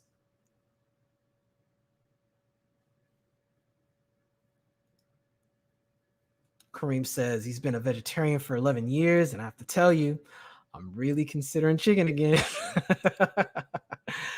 Do what's best for you. I'm about 10 years in being vegan now. So, I don't necessarily get the cravings, but everybody's biochemistry is different. Then again, I do one meal a day now. So, my whole system is different now. The way I engage eating's not the same. So, I've been considering even messing around with going raw for a little bit and trying that. That looks pretty challenging, and I don't know how easy that'd be able to be to maintain. Um, but I'll probably try that out at least for a month to see how it's like. You end up eating a lot more when you go raw, but you feel really good. I like doing I'll go raw usually once a week. But that feeling of lightness is really good. But I won't discourage people from eating meat. I'll just say be conscious of it. Make sure it's higher quality. That's the name of the game. For me, it was just a matter of considering that my body is being made of the food that I'm actually eating. So whatever that was is what becomes me. And when you consider what a lot of those animals physically go through before they're killed, and then the emotional states that they're in, this is me getting a little bit off into the spookism and spiritual angle with regards to that. In my mind, I'm consuming that. So I make part of that myself. And then here I am having all of this angst and tension, and I don't even know where it's coming from. So even if it's placebo effect, I for me, that's how that's like. It's not worth the way that feels and what I know a lot of that stuff goes through. So unless I was eating that meat and I knew it was from nature, I knew uh where it was from, how they were living, and I know the area that it was living in was in a natural environment, so it's getting all of those trace minerals from the earth, from the food that it's eating, you know, I'd consider that. But so long as I'm in the United States and I don't live off grid somewhere, I'm gonna keep it plant based. Gilgami says I had a bad reaction when I tried chicken once again when I had a family reunion. Couldn't go back to meat. Yeah, when I was I originally tried going plant based as an experiment. Originally, it was only supposed to be 6 months because I don't like talking about stuff that that I haven't personally experienced like that. So that was going to be a 6 month foray into trying out veganism, and ended up being 10 years. So that's how that went down. So I definitely understand, man. I tried to go back and I just felt so bad eating it. And I wasn't on some for the animals. That wasn't animating. It was just purely on how I felt, man. Like you notice a difference. That lightness, that energy you get from the food and the heaviness you get from having meat. I personally can't go back to it. Not now. Yeah. See, NBA fan. What would you recommend doing for a person who's trying to lose around 20 pounds pretty quickly? Fam, follow those three things I said in the very beginning. Those three things I said, and I'll reiterate them. In fact, I'll type them for you. And this set me straight. And as long as you have a working metabolism, it'll set you straight. You don't even have to exercise. I advise you do, and I advise you at least walk. I advise you walk once a day for at least half a mile. But here's what you do. You eliminate RBST. That's step one. Eliminate RBST growth hormone that is within red meat and any dairy product. What that basically is they extract estrogen from horse pee, horse urine or whatever, and they inject it into the calves so that they can reach a slaughter weight much quicker.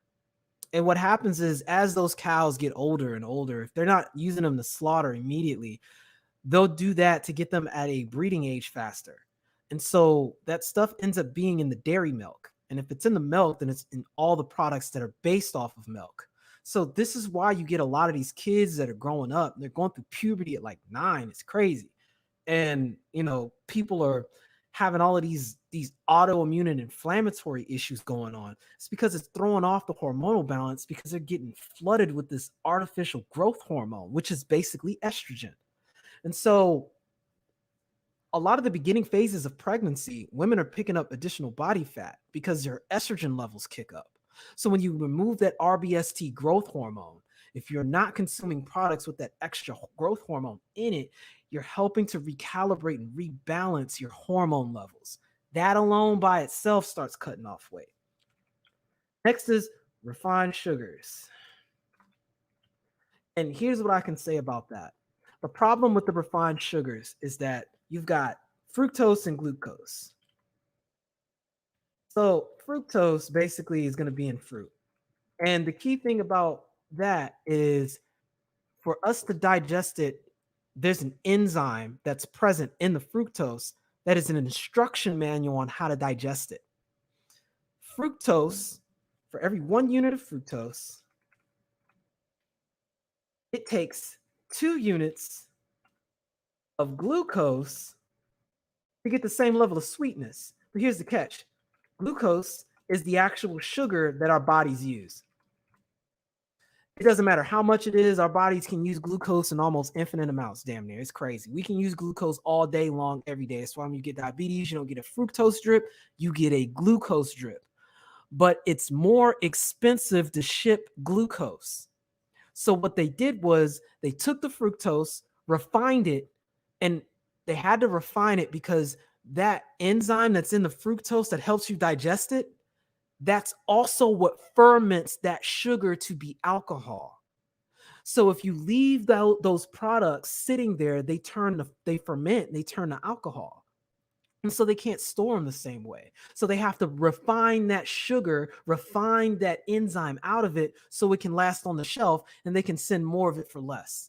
But the problem is the catch is our bodies don't know how to digest that because the enzyme, the instruction manual is not there. And so the only way our body knows how to actually address that is to turn it into fat first, then digest it. And so that's why the refined sugar is messing you up, messing people up. The last thing you need to do is to avoid refined grains. And the key word that you're looking for is whole grains. And, you need to read labels for this because they get away with murder with this crap. They'll put terms like whole wheat and wheat bread and blah blah, all these other goofy terms on stuff. And basically all that stuff is doing is just it's paste that sticks to your colon. You probably got like 5 pounds or more of just garbage sticking to your colon if you're eating these refined grains. They kind of discovered vitamins because they learned that that stuff didn't have any nutritional value.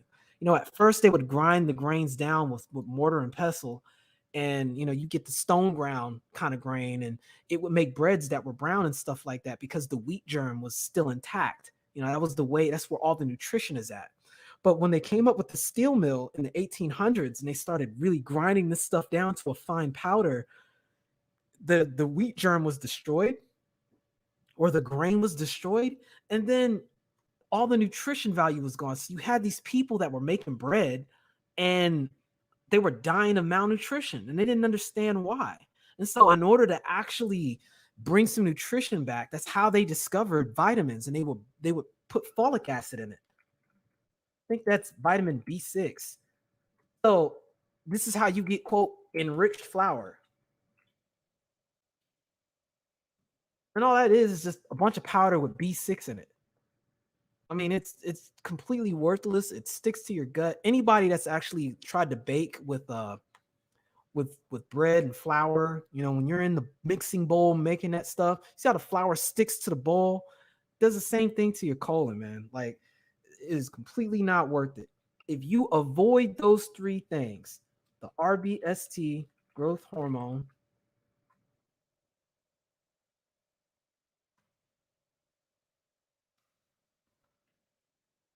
red meat and dairy, and avoid refined sugar and refined grains. If you do those three things right there, it will be physically impossible, probably, for you to not lose weight. If you add in any form of exercise, and you can start with walking, and you do it on a consistent basis, you'll put yourself at a better calorie deficit and you'll start losing that weight. You'll lose even more if you actually take up resistance training, because you'll be converting that fat to muscle, and that's going to look better on your body. So, that's my suggestion. I advise you make it a lifestyle. There are more things you can do, but if you want to do something passive, that's it right there. That's it right there. If you stick to that, barring you having a genetic defect or a birth defect with your thyroid, you will lose weight, and you'll lose weight pretty quickly and it'll stay off.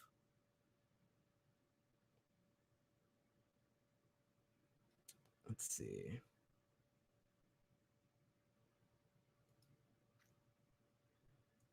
Asada asked, do I have any issues with anemia? No, I don't have any blood work issues. I don't, I mean, I get a little cold sometimes, but I don't know, I'm black.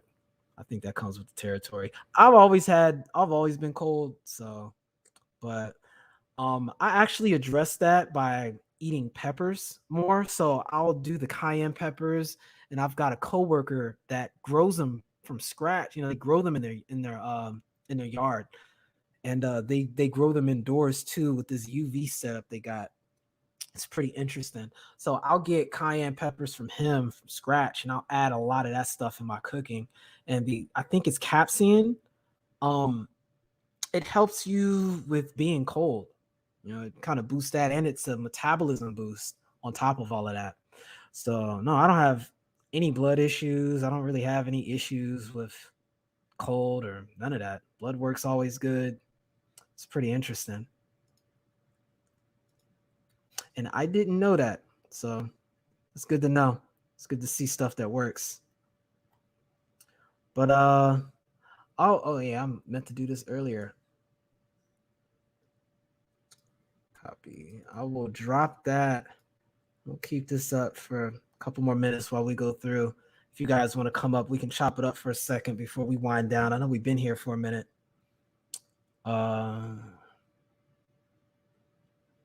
And T, os. Salute, fam. Thanks for stopping by. Jungle says, I know what you're talking about. It's like making Dublin and the flowers stick to the boat. Yeah, man. Stuff is no bueno. No bueno. Why do you think America allows its population to get out of shape and mentally unhealthy? Well, the idea is to get as much tax out of you that they can, while at the same time not having you live long enough to have to retire. So if you can have all of these host of diseases that come up, they can make a lot of money on the low also with you treating your symptoms. Because if they solve the actual problem, certain industries go belly up. So it's just been this weird side effect of having governments that operate on capital and trying to capitalize on its people rather than empower it.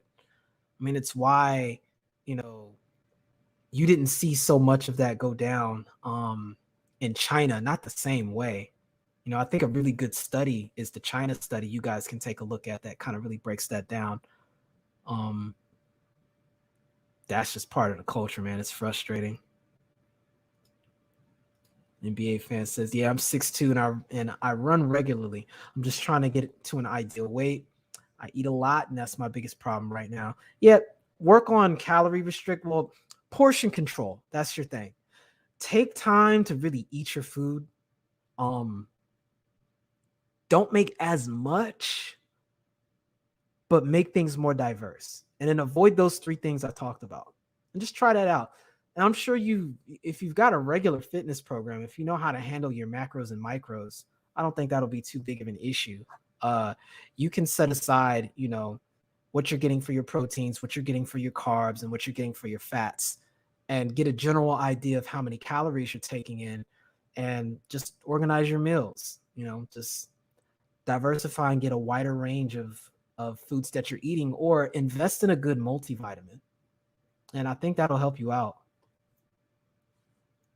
And plus, at 6'1" being 215, okay, you probably want to get down to the lower 200s, maybe 190. You just got to give that time. Give that time and stick to it, and you'll get there eventually. It's just a matter of maintaining discipline with that on a regular basis.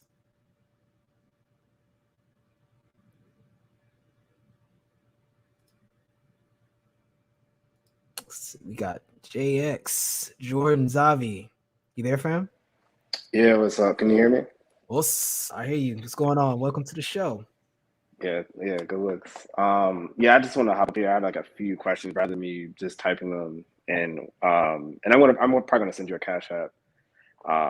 Like probably after I hop off. No, you good, But fam. yeah, so yeah, you answered my one question about like the obesity thing, because Mhm. I asked that because I'm not sure if you ever watched them, but there's a show called like The Hill on YouTube. It's like a blue political commentary show. Um, People been and telling me this, about that, so I'm gonna write that okay, down. well, Not, they changed yeah, their go ahead. host up, but they had this. He's like Pakistani or Indian name. I can't remember his name, but it's him and this white girl named Kristen something. They hopped to some other joint.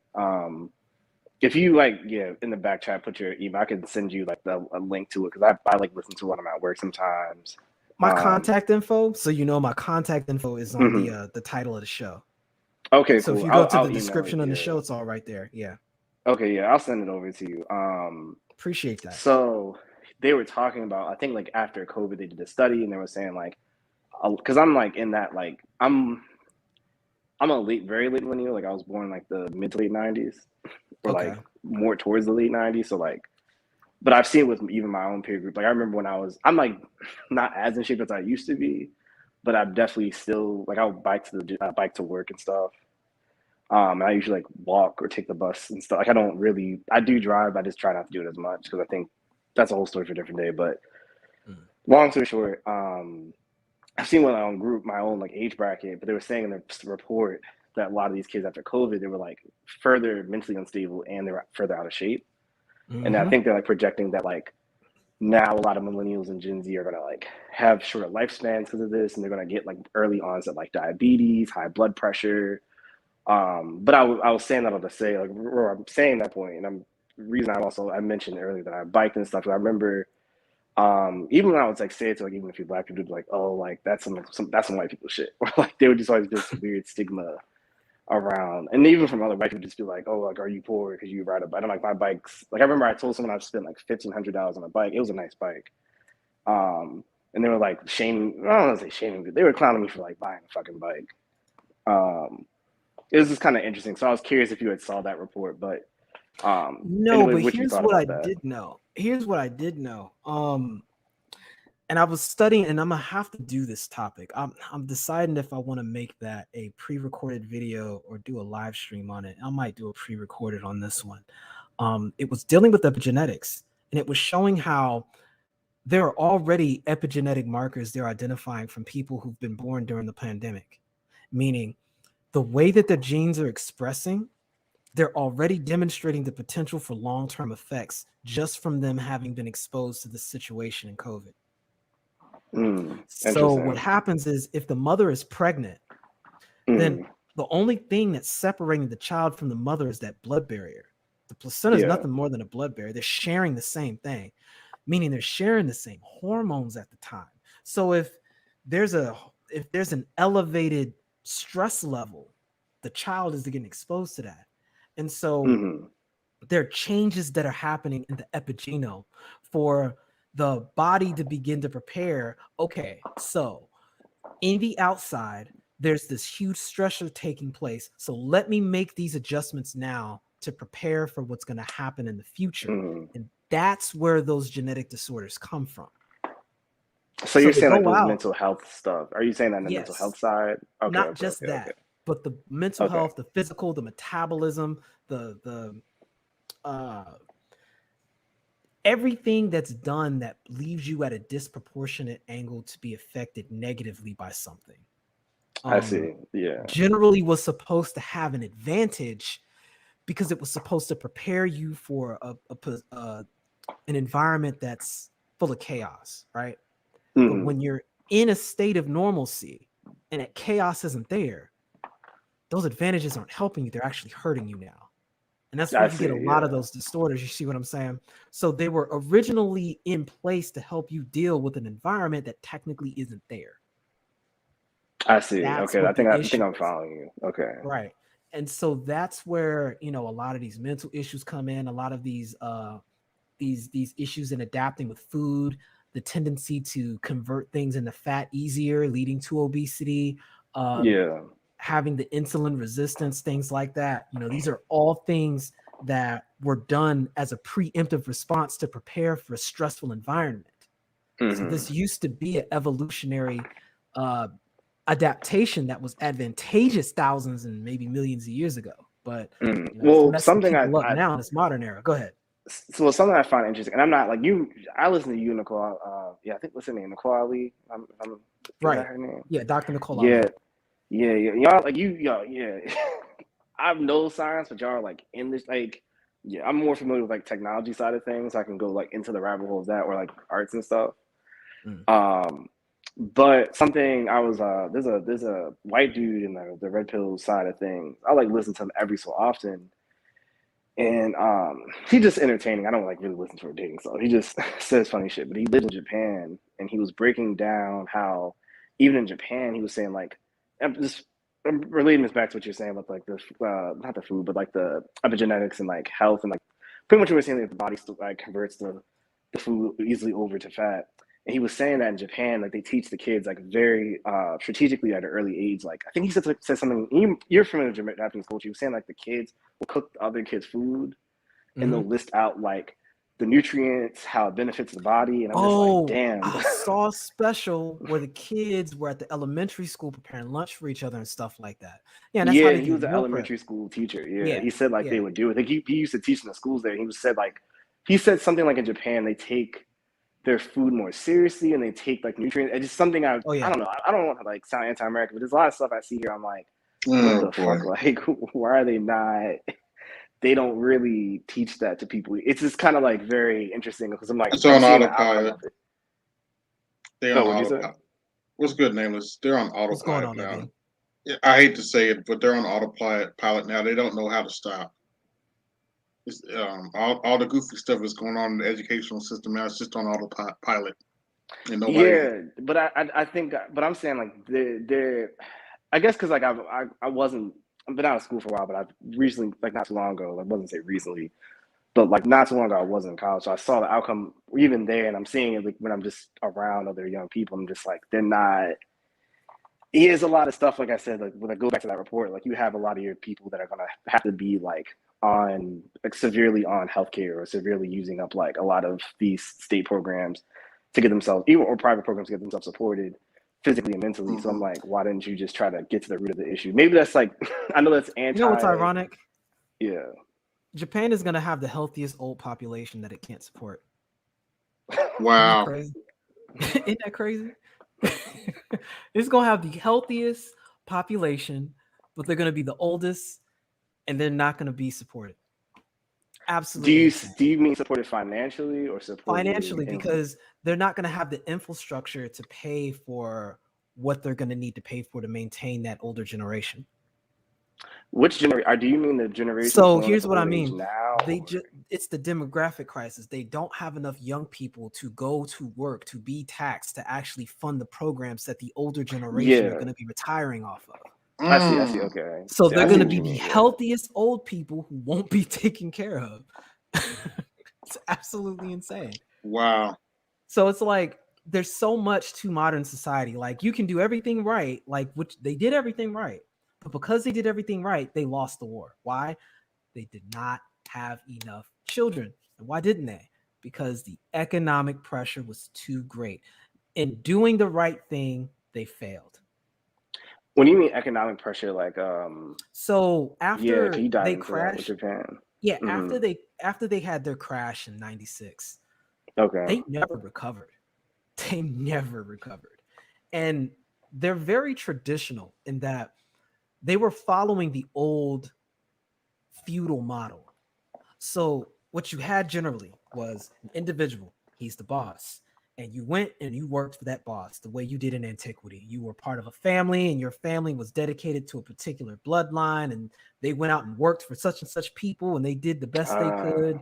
And they lived and died and had kids, and those kids went and worked for the same thing. These corporations used that same model when they industrialized in the 40s. Well, they industrialized in the late 1800s, but they became a super industrial power by the time the 50s came along in the early weren't they? 60s. This is such a side. Wasn't didn't Germany kind of put on Japan for industrialization? I have a theory on No, that, it but was I the never. US. It was the US, Okay. Okay. and Okay. that was getting into the Meiji era. Mm. I Okay. kind of got into that a little bit. I'll get into that later because there's a lot of interesting things that I think we can learn from Japan's Meiji era and what's happening now Okay. with the fourth industrial era that I think, the Eidos tribe can learn from. I'll get into that later. But the key Okay. thing is they went from a period where they were super, super industrious. And then everybody in Asia pretty much got reset to zero and then went into the negatives. And the problem was they were still expected to work just as hard, but Hmm. they weren't getting the same amount of money and they weren't getting that same job security. And so what you Mm. saw was people literally working themselves to death with no money. And it pushed the women to have to go out to get a job too, because the It's the money same that the thing happening dude, here. see what I'm saying? It's a pattern. Yeah, because something BJ talks about, but he's not. I don't know if he's on. Like he's probably not be on this part of the internet to see it. Like I've been watching for a while. I don't know if you're on Reddit nameless, but they No. have there's a big thing on Reddit now with a lot of white kids especially. It's called Reddit anti-work, and then they have Right. another one that's like Reddit abolish work. But the anti-work is just like it's a lot of that same stuff. Like I saw a guy on there like yesterday, like he was like 30 years old. He had a rant about like the U.S. is falling apart. I'm a white guy. All my white male or white female friends, we all came from middle class America. We don't make above 50K. We all live with our parents, Mm. um, and so on. Ooh. I So, but did I two don't know. videos. Yeah. I did two Mm, videos on this speaking about, and this was part of the side effect of it. And I kind of touch on, what you're bringing up, on hikikomori, those who shut I themselves remember in. those. And then I did one on the herbivore men and dry fish women. Okay. And each of those points is the very next one. So if you ever want to go back and look at that, I think I that's remember there. watching. I didn't catch the dry fish women because I didn't know if there was like a female equivalent, but that makes sense. Yeah, there's the herbivore men, and their opposite inverse is the dry fish women. Um, and I kind of break a lot of that down, and I got into the causes. Those causes are what we're talking about right now. The Do you economic see that slump. taking over in the U.S. or do you see that just It's being already like, oh, happening. that's a? It's So already do you happening. think it'll be like a prominent to the point where like you see like Today shows talking about it, and like you have 50-year-old suburban moms being like, is my son a quote unquote incel, or do you think it'll be more like you got to kind of be around the right spots to hear about this stuff? Well, I mean, you've got the MGTOW movement, and what's really Mm-hmm. happening ultimately is it's killed the potential for marriage in a lot of instances. That's dead. Mm. So I think it's going to play out a little bit differently. What you're seeing Mm. now in the Z's is if they're not fully withdrawing from social interaction with the other gender, either it's a hyper integration or I can tell you now, it's a just from straight like up schism. But go ahead. I can tell you just from like being in that because I date Z. Like I said, I will say like I was probably like the first wave of Z's that came into the workforce. Mm-hmm. Because like when I came out, they were like, yeah, they were kind of calling my age bracket disease. Like I don't know. I'm like in the in between. Like I grew up with like I remember dial up, but I never had to fucking use that shit. Like yeah, like my first computer was like a Macintosh, like with the old joints, with the colorful little box joints. So make I that what you remember will. that had That's the Z-Drip yeah. drive. I Exactly, remember yeah. those. I wasn't like tech savvy as a kid, but I would sit down and do like SketchUp, Google SketchUp back when it was free, and like Google Earth back when that first came out. So that was like I said, like I was a post 9/11 child. Like I don't really remember the world before 9/11. I'm just be honest with you. So when I'm saying like I remember the other day I was talking to a girl. Granted, like most of the chicks I meet through apps, I do meet a lot in person as well, or depending on where I live or where I go. So I'll meet some in person, but it's a little easier, honestly, for me to just go and get quantity off app. So I remember one time, this was like recent, it's like a couple weeks ago, I was talking to a girl, casual conversation, and I said some joke and she didn't catch the joke. And then she kept like apologizing. I was like, why the fuck are you apologizing? And then she said something like, I don't know how to talk to men. I get very nervous around them, or something along those lines, but it seemed very like you don't socialize. I could The just tell from the way she had social typed it. the social awkwardness level, it's creating a situation, and this is kind of where I was getting at with the hive dynamic. It's creating a situation where people are not only becoming socially awkward, Mm-hmm. they are it's like there's a baseline autism that's being Mm. delineated towards. It's like autism is becoming normalized within the Z's and the lower Do you ankle. think they're actually autistic though, or do you think it's? I think there's a okay, so I think there's like a predisposition for it. But remember what we said Mm, about epigenetics, right? And how the brain mm, calibrates for the environment that it's going yeah, into. Well, what was the primary neurological interface that most of these kids are growing up with now? They're like learning how iPhones to and use shit. technology before they're learning how to use language. And if they're not really engaging with the human being, they're missing those subtle casual inflections and tonation. They're missing the Mm, subtle Mm-hmm. non-physical forms of communication that's absolutely critical for being socially accepted. And it's so sophisticated that we have so many neurons dedicated to just looking and observing at things like eye contact, eyebrow formation, the way faces and the muscles move in the face. I mean, Z's were kind of like the spear tip of that. But as we get up to the more oh modern era yeah, now, it's gonna be into worse. alpha and beta, Yeah, it's Mm-hmm. it's gonna be worse. bad. It's real bad. And, you know, you had some of that with, X, who came in and, they were the first Mm, wave of folks that were on the internet. And that was seen as something very unusual. But Mm-hmm. yeah, yeah. now, Me and my friends joke about that. baseline now.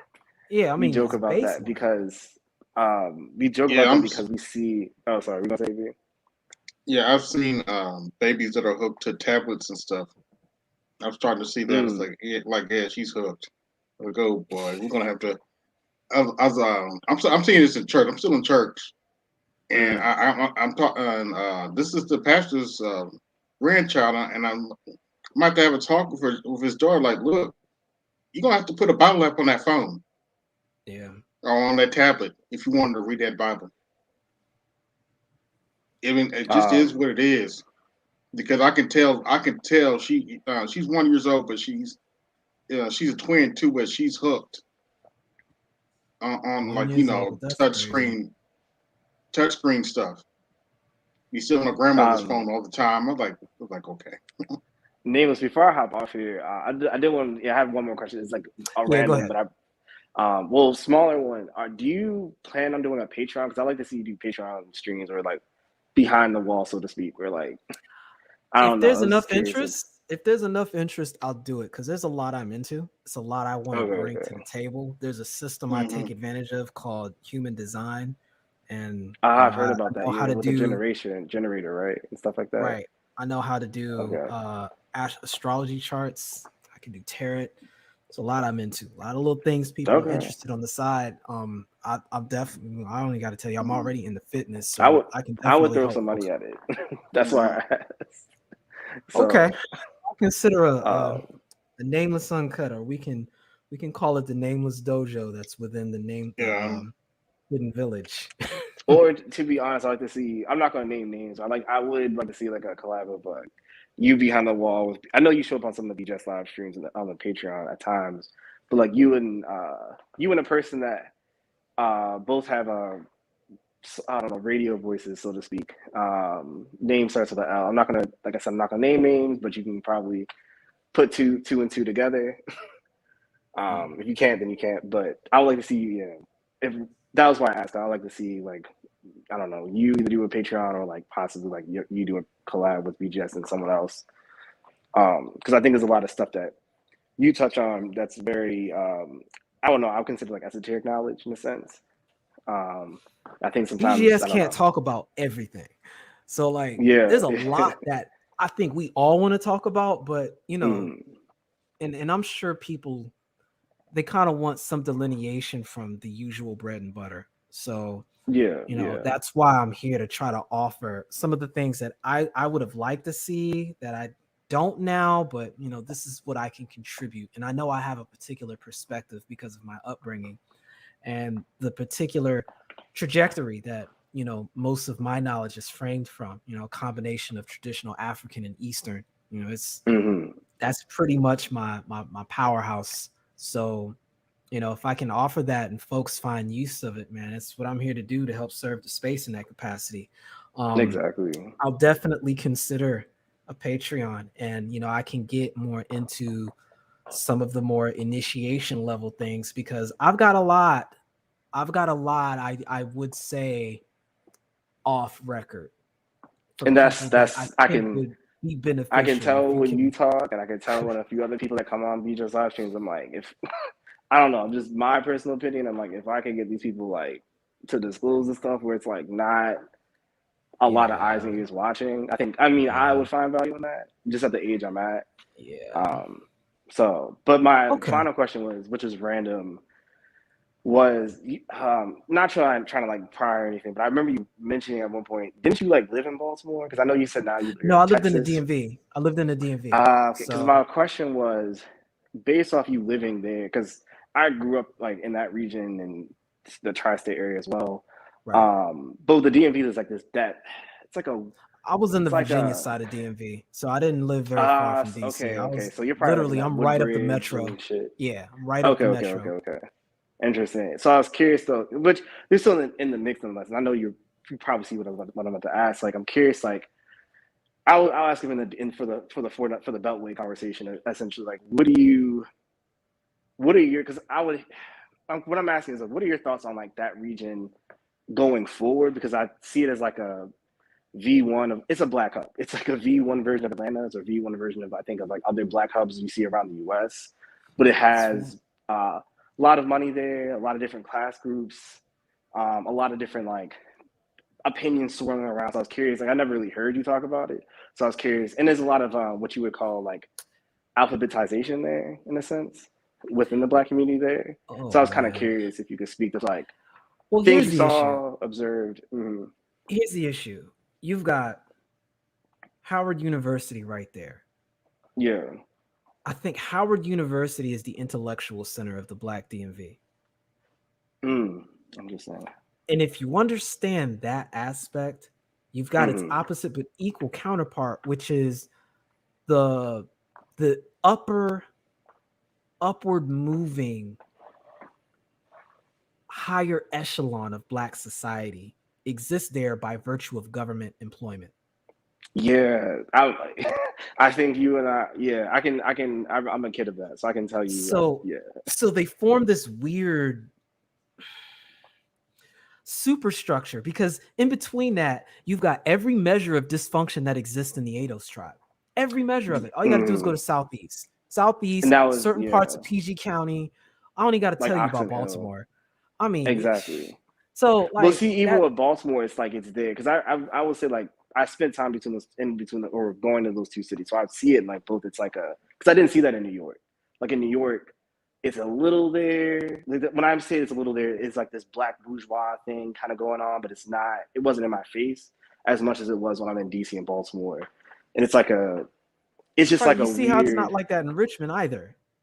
Oh, So really? like, Okay, interesting. right, so like I'm saying, it's because you've got those two primary dynamics in close proximity, and they're able to not only feed back and forth. You've got DC in particular that has the U.S. embassy there, and so you not Yeah, only have that, you've got a diaspora component that's that's very adjacent to true. all of it. I don't think there's any other place like that in the United States. There isn't. That's why I wanted to speak because it's like growing up in that region. Like there's like I had because the school I went to, if I had like I might put in the back chat or whatever, but like the high school I went to had a mix of like kids from like PG County, Montgomery County, Baltimore City, Baltimore County, like pretty much a lot of that Central Maryland area. So Right. I saw like kids who were like EBT up to like I'm black and I'm about to go like Well, hop you on this saw boat real people who quick. were the daughters and sons of senators and crap like that, I and actually went to school with the FBI daughter of a agents. senator, truth be Okay, told. so you see my point. Like, Yeah. that's not a common experience for most people, but you go to one of our churches out there, and you're going to get an entire gambit of people. Whereas in other locations, it's more class structured. And my Yeah. parents were both in the military, so I got to experience what it was like all over the country, all over the world. So Okay. part of that, you know, and it was just the fact that my grandparents lived in the DMV. So I was always yo-yoing from one place back to DMV, another place back to DMV. So I got to see what it was like in other areas. And I always had just taken for granted everything that was out there in the DMV. Like, it is a very unusual location. And it's honestly, it's very far ahead of a lot of other places as far as its social progress goes. As So far as like ADOS, or do you say social progress as far as in like, general, in general, and including the Ados tribe by virtue of them not owning the infrastructure but being a part of it. so because Because I guess the root of my question is like I went back, I actually went back there for the holidays this year, and I went when I got into DC, it was just like a lot of, I mean, I'd been back to DC in a while, but it's like mainly around like that Union Station area. It's a lot of shit that built up. I was like, yeah, it didn't look like this back when I was a kid. Or like around, even when I went around Howard, it's like you had the Trader Joe's and shit over there. Like that wasn't Howard. Used to look very different when I was a kid. The same way I even went to Baltimore, it was like different. Like it was a lot more. I could tell they're yeah, trying to there's a pump more. gentrification that's been going down there lately. So And what so you that's see is my a lot of question is folks, like, well, I was folks gonna are say getting like, what do pushed you further see up in the that? Maryland. People are being pushed further up in the Maryland, and people that are in the Virginia side are being pushed out of Springfield, out of Woodbridge, down into closer to Fredericksburg. That region. But do you see that like type of what you're describing of like, oh, they're ahead, they have this, they're part of the infrastructure. Do you see that sticking? Because that's my main point. It's like you have this disintegration of Black America. I think in Oh other no, cities it's I've brought to. definitely disintegrating. It's just that it's Okay. being pushed further down into more of a stratification. So what's happening is now you're going to get the old DMV as we knew it is beginning to dissolve, and the vestiges of it are still staying there at Howard University and at certain prestigious locations. They're similar, but what's happening is that lower class element is being pushed out into other areas that are further north of those real affluent suburbs, and where really the old rednecks used to be at. Yeah, yeah. You're And talking like when you go like, yeah. Sorry, we what's gonna go. happening is they're kind of like the ones that got property and don't want to sell it. They're staying there, and it's creating a little bit of tension. Um, Mm-hmm. But most of them are moving out now too, and the real estate prices are beginning to show.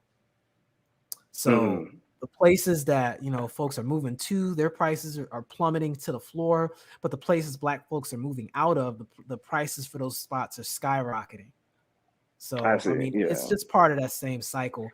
It's just they haven't experienced that cycle in the DMV like ever. I think this is the first real cycle of that the Yeah. DMV's experienced, because DMV used to have nothing there, and then in the 80s Yeah.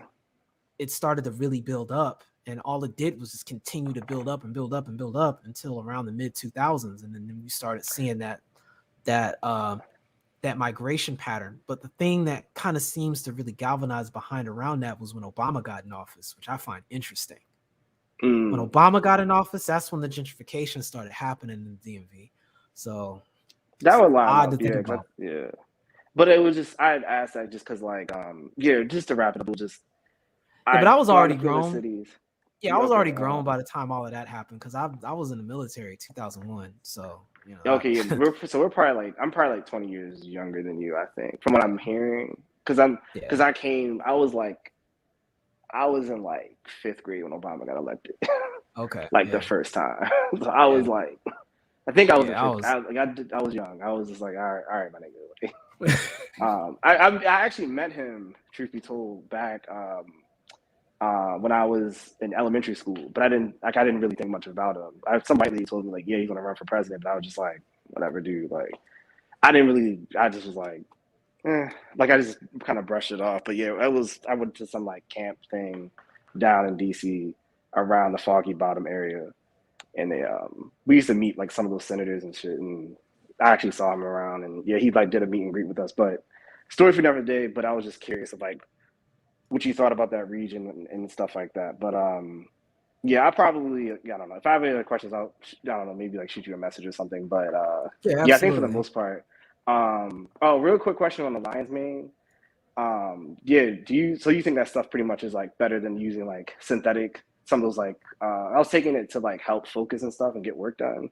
You think that stuff is better than like the synthetic drugs or like I know some people use Adderall. I never use Adderall, but I know some people like were suggesting that. What are your So the key thing is get it from a good source. You want to source it from a good, clean source, and just do your research. Um, okay? and that's really the name of the game with the herbs. Making sure you're taking the proper amount and getting a good source. If you get a good source, it's clean, it's thorough. There's nothing wrong with that, man. It's usually going to work just as well, if not better, than a lot of synthetic versions that you take. And you're not going to have as many side effects with it because you've got all these additional things that are brought in there to help stabilize it. And something I learned about biochemistry is just because something is synthetically made to function the same way doesn't Mm-hmm. necessarily mean your body responds to it the way it would naturally. There's Yeah, some that's the arguments vibe to I be got with made about that. Adderall. Like, cause I had a few friends that do it. I'm like, this shit seems wild sus. So, Like sometimes, like because it's synthetic, like it works too well, and so things hmm get blocked that ordinarily wouldn't be. hmm There's a lot of interesting things that go on with biochemistry when you're dealing with synthetic versions of things. And on a surface level, they're right, they're identical. But there can be, synthetic thing sub one and then synthetic thing sub two. And the synthetic thing sub two kind of doesn't behave in your body the same way because, your body has a predisposition to treat sub one and sub two different. Like there's little hmm things like this that don't get talked about that do matter. And so they cover themselves by going, all right, well, we'll test this to see if A, B, and C. But Dr. Dunbar is an excellent person to talk about that because that's literally his job. But Yeah, I might run that he by him. probably Yeah. he probably can't talk a lot of that stuff online because Oh, you okay. know when you get into some of that, because the pharmaceutical industry makes a lot of its money off of that. They don't like hmm when people with credentials speak on certain things that way because it calls the hmm products into question potentially. They Yeah. get paid to just pretty much be like, look, it's a one size fits all. you Yeah. know it's good, you know what I'm saying? But And that's again that brought me back to like the first point I made when I first hopped up here. It's just there's a lot of stuff I see here when it comes to like the health and mental health and more physical health and mental health, and I'm just like, and that was why part of the reason why I asked about your thoughts on the ADOS DC thing and Baltimore thing, because there was a lot of stuff when I spent time growing up there. I was just like, damn, like there's so much shit there. I was like physically, mentally, health wise, and just other areas where I was just like, this is not addressed. Like, and it's just it keeps manifesting itself, and people are just like, this is my culture or this is my reality, and I live with it. It's just like I don't know, like what do you know when that culminates? Like, I don't think people really want to deal with like trying to handle that. If that makes sense. No, I definitely got you. But I guess we'll But go ahead yeah, and wind down. Let me get. It was one more question. And Jay, thanks for coming up, man. We'll definitely chop it up. But JBA had a question. He asked, so what should I look for when buying wheat bread? I'm going to give you a link right here. That sign insignia that is listed there, go ahead and take a picture of that on your phone. Save it however you need to. If it goes through. Well, I guess my internet connection is being disrespectful. But if that ever goes through, there we go. There we go. Go ahead and take a look at that, save it. You're looking for that insignia, that stamp. That stamp states that it has a particular percentage of whole grains on there. Preferably, you want to find some that's organic, but if you can't, you definitely want to look for that symbol. So if you get anything that has any bread products in it, anything that's similar to that, definitely look for that symbol. And if you see it, it's green lighted. It's good. Anything less, you want to make sure when you read the instruction or the ingredients on the back that it's one of the first ingredients, because a lot of these businesses, they've been getting away with murder by putting basically sand in the damn bread, and then the last two or three ingredients in there are the whole grains, and you're eating predominantly garbage. You want to make sure that the whole grains are one of the first ingredients listed, and avoid anything that says enriched flour. Just don't even deal with it. Don't deal with it. But when you're going for breads, when you're going for anything with grains in it, that's what you're looking for. Look for that symbol that says whole grains on there. It's universal across the board, and make sure it's one of the first ingredients listed. And that's the key for a lot of those breads. But I definitely want to thank everybody for coming through. I know we went a little bit longer today than we planned, but we had a nice little chop up session. Next week, probably going to be doling out some mods. I'll figure out how to do that on here. I'll mess around with it later. We'll get that figured out. But if there's no other questions, we'll go ahead and wind down. Thanks again for people showing up, and next week it'll be around the same time, so keep an eye out for your notifications. And guess we'll do this again next week. So you guys enjoy the rest of your night, and I will talk to you guys later. To the dojo, os. To the sphere, os. To the folks that came up on the panel earlier, os.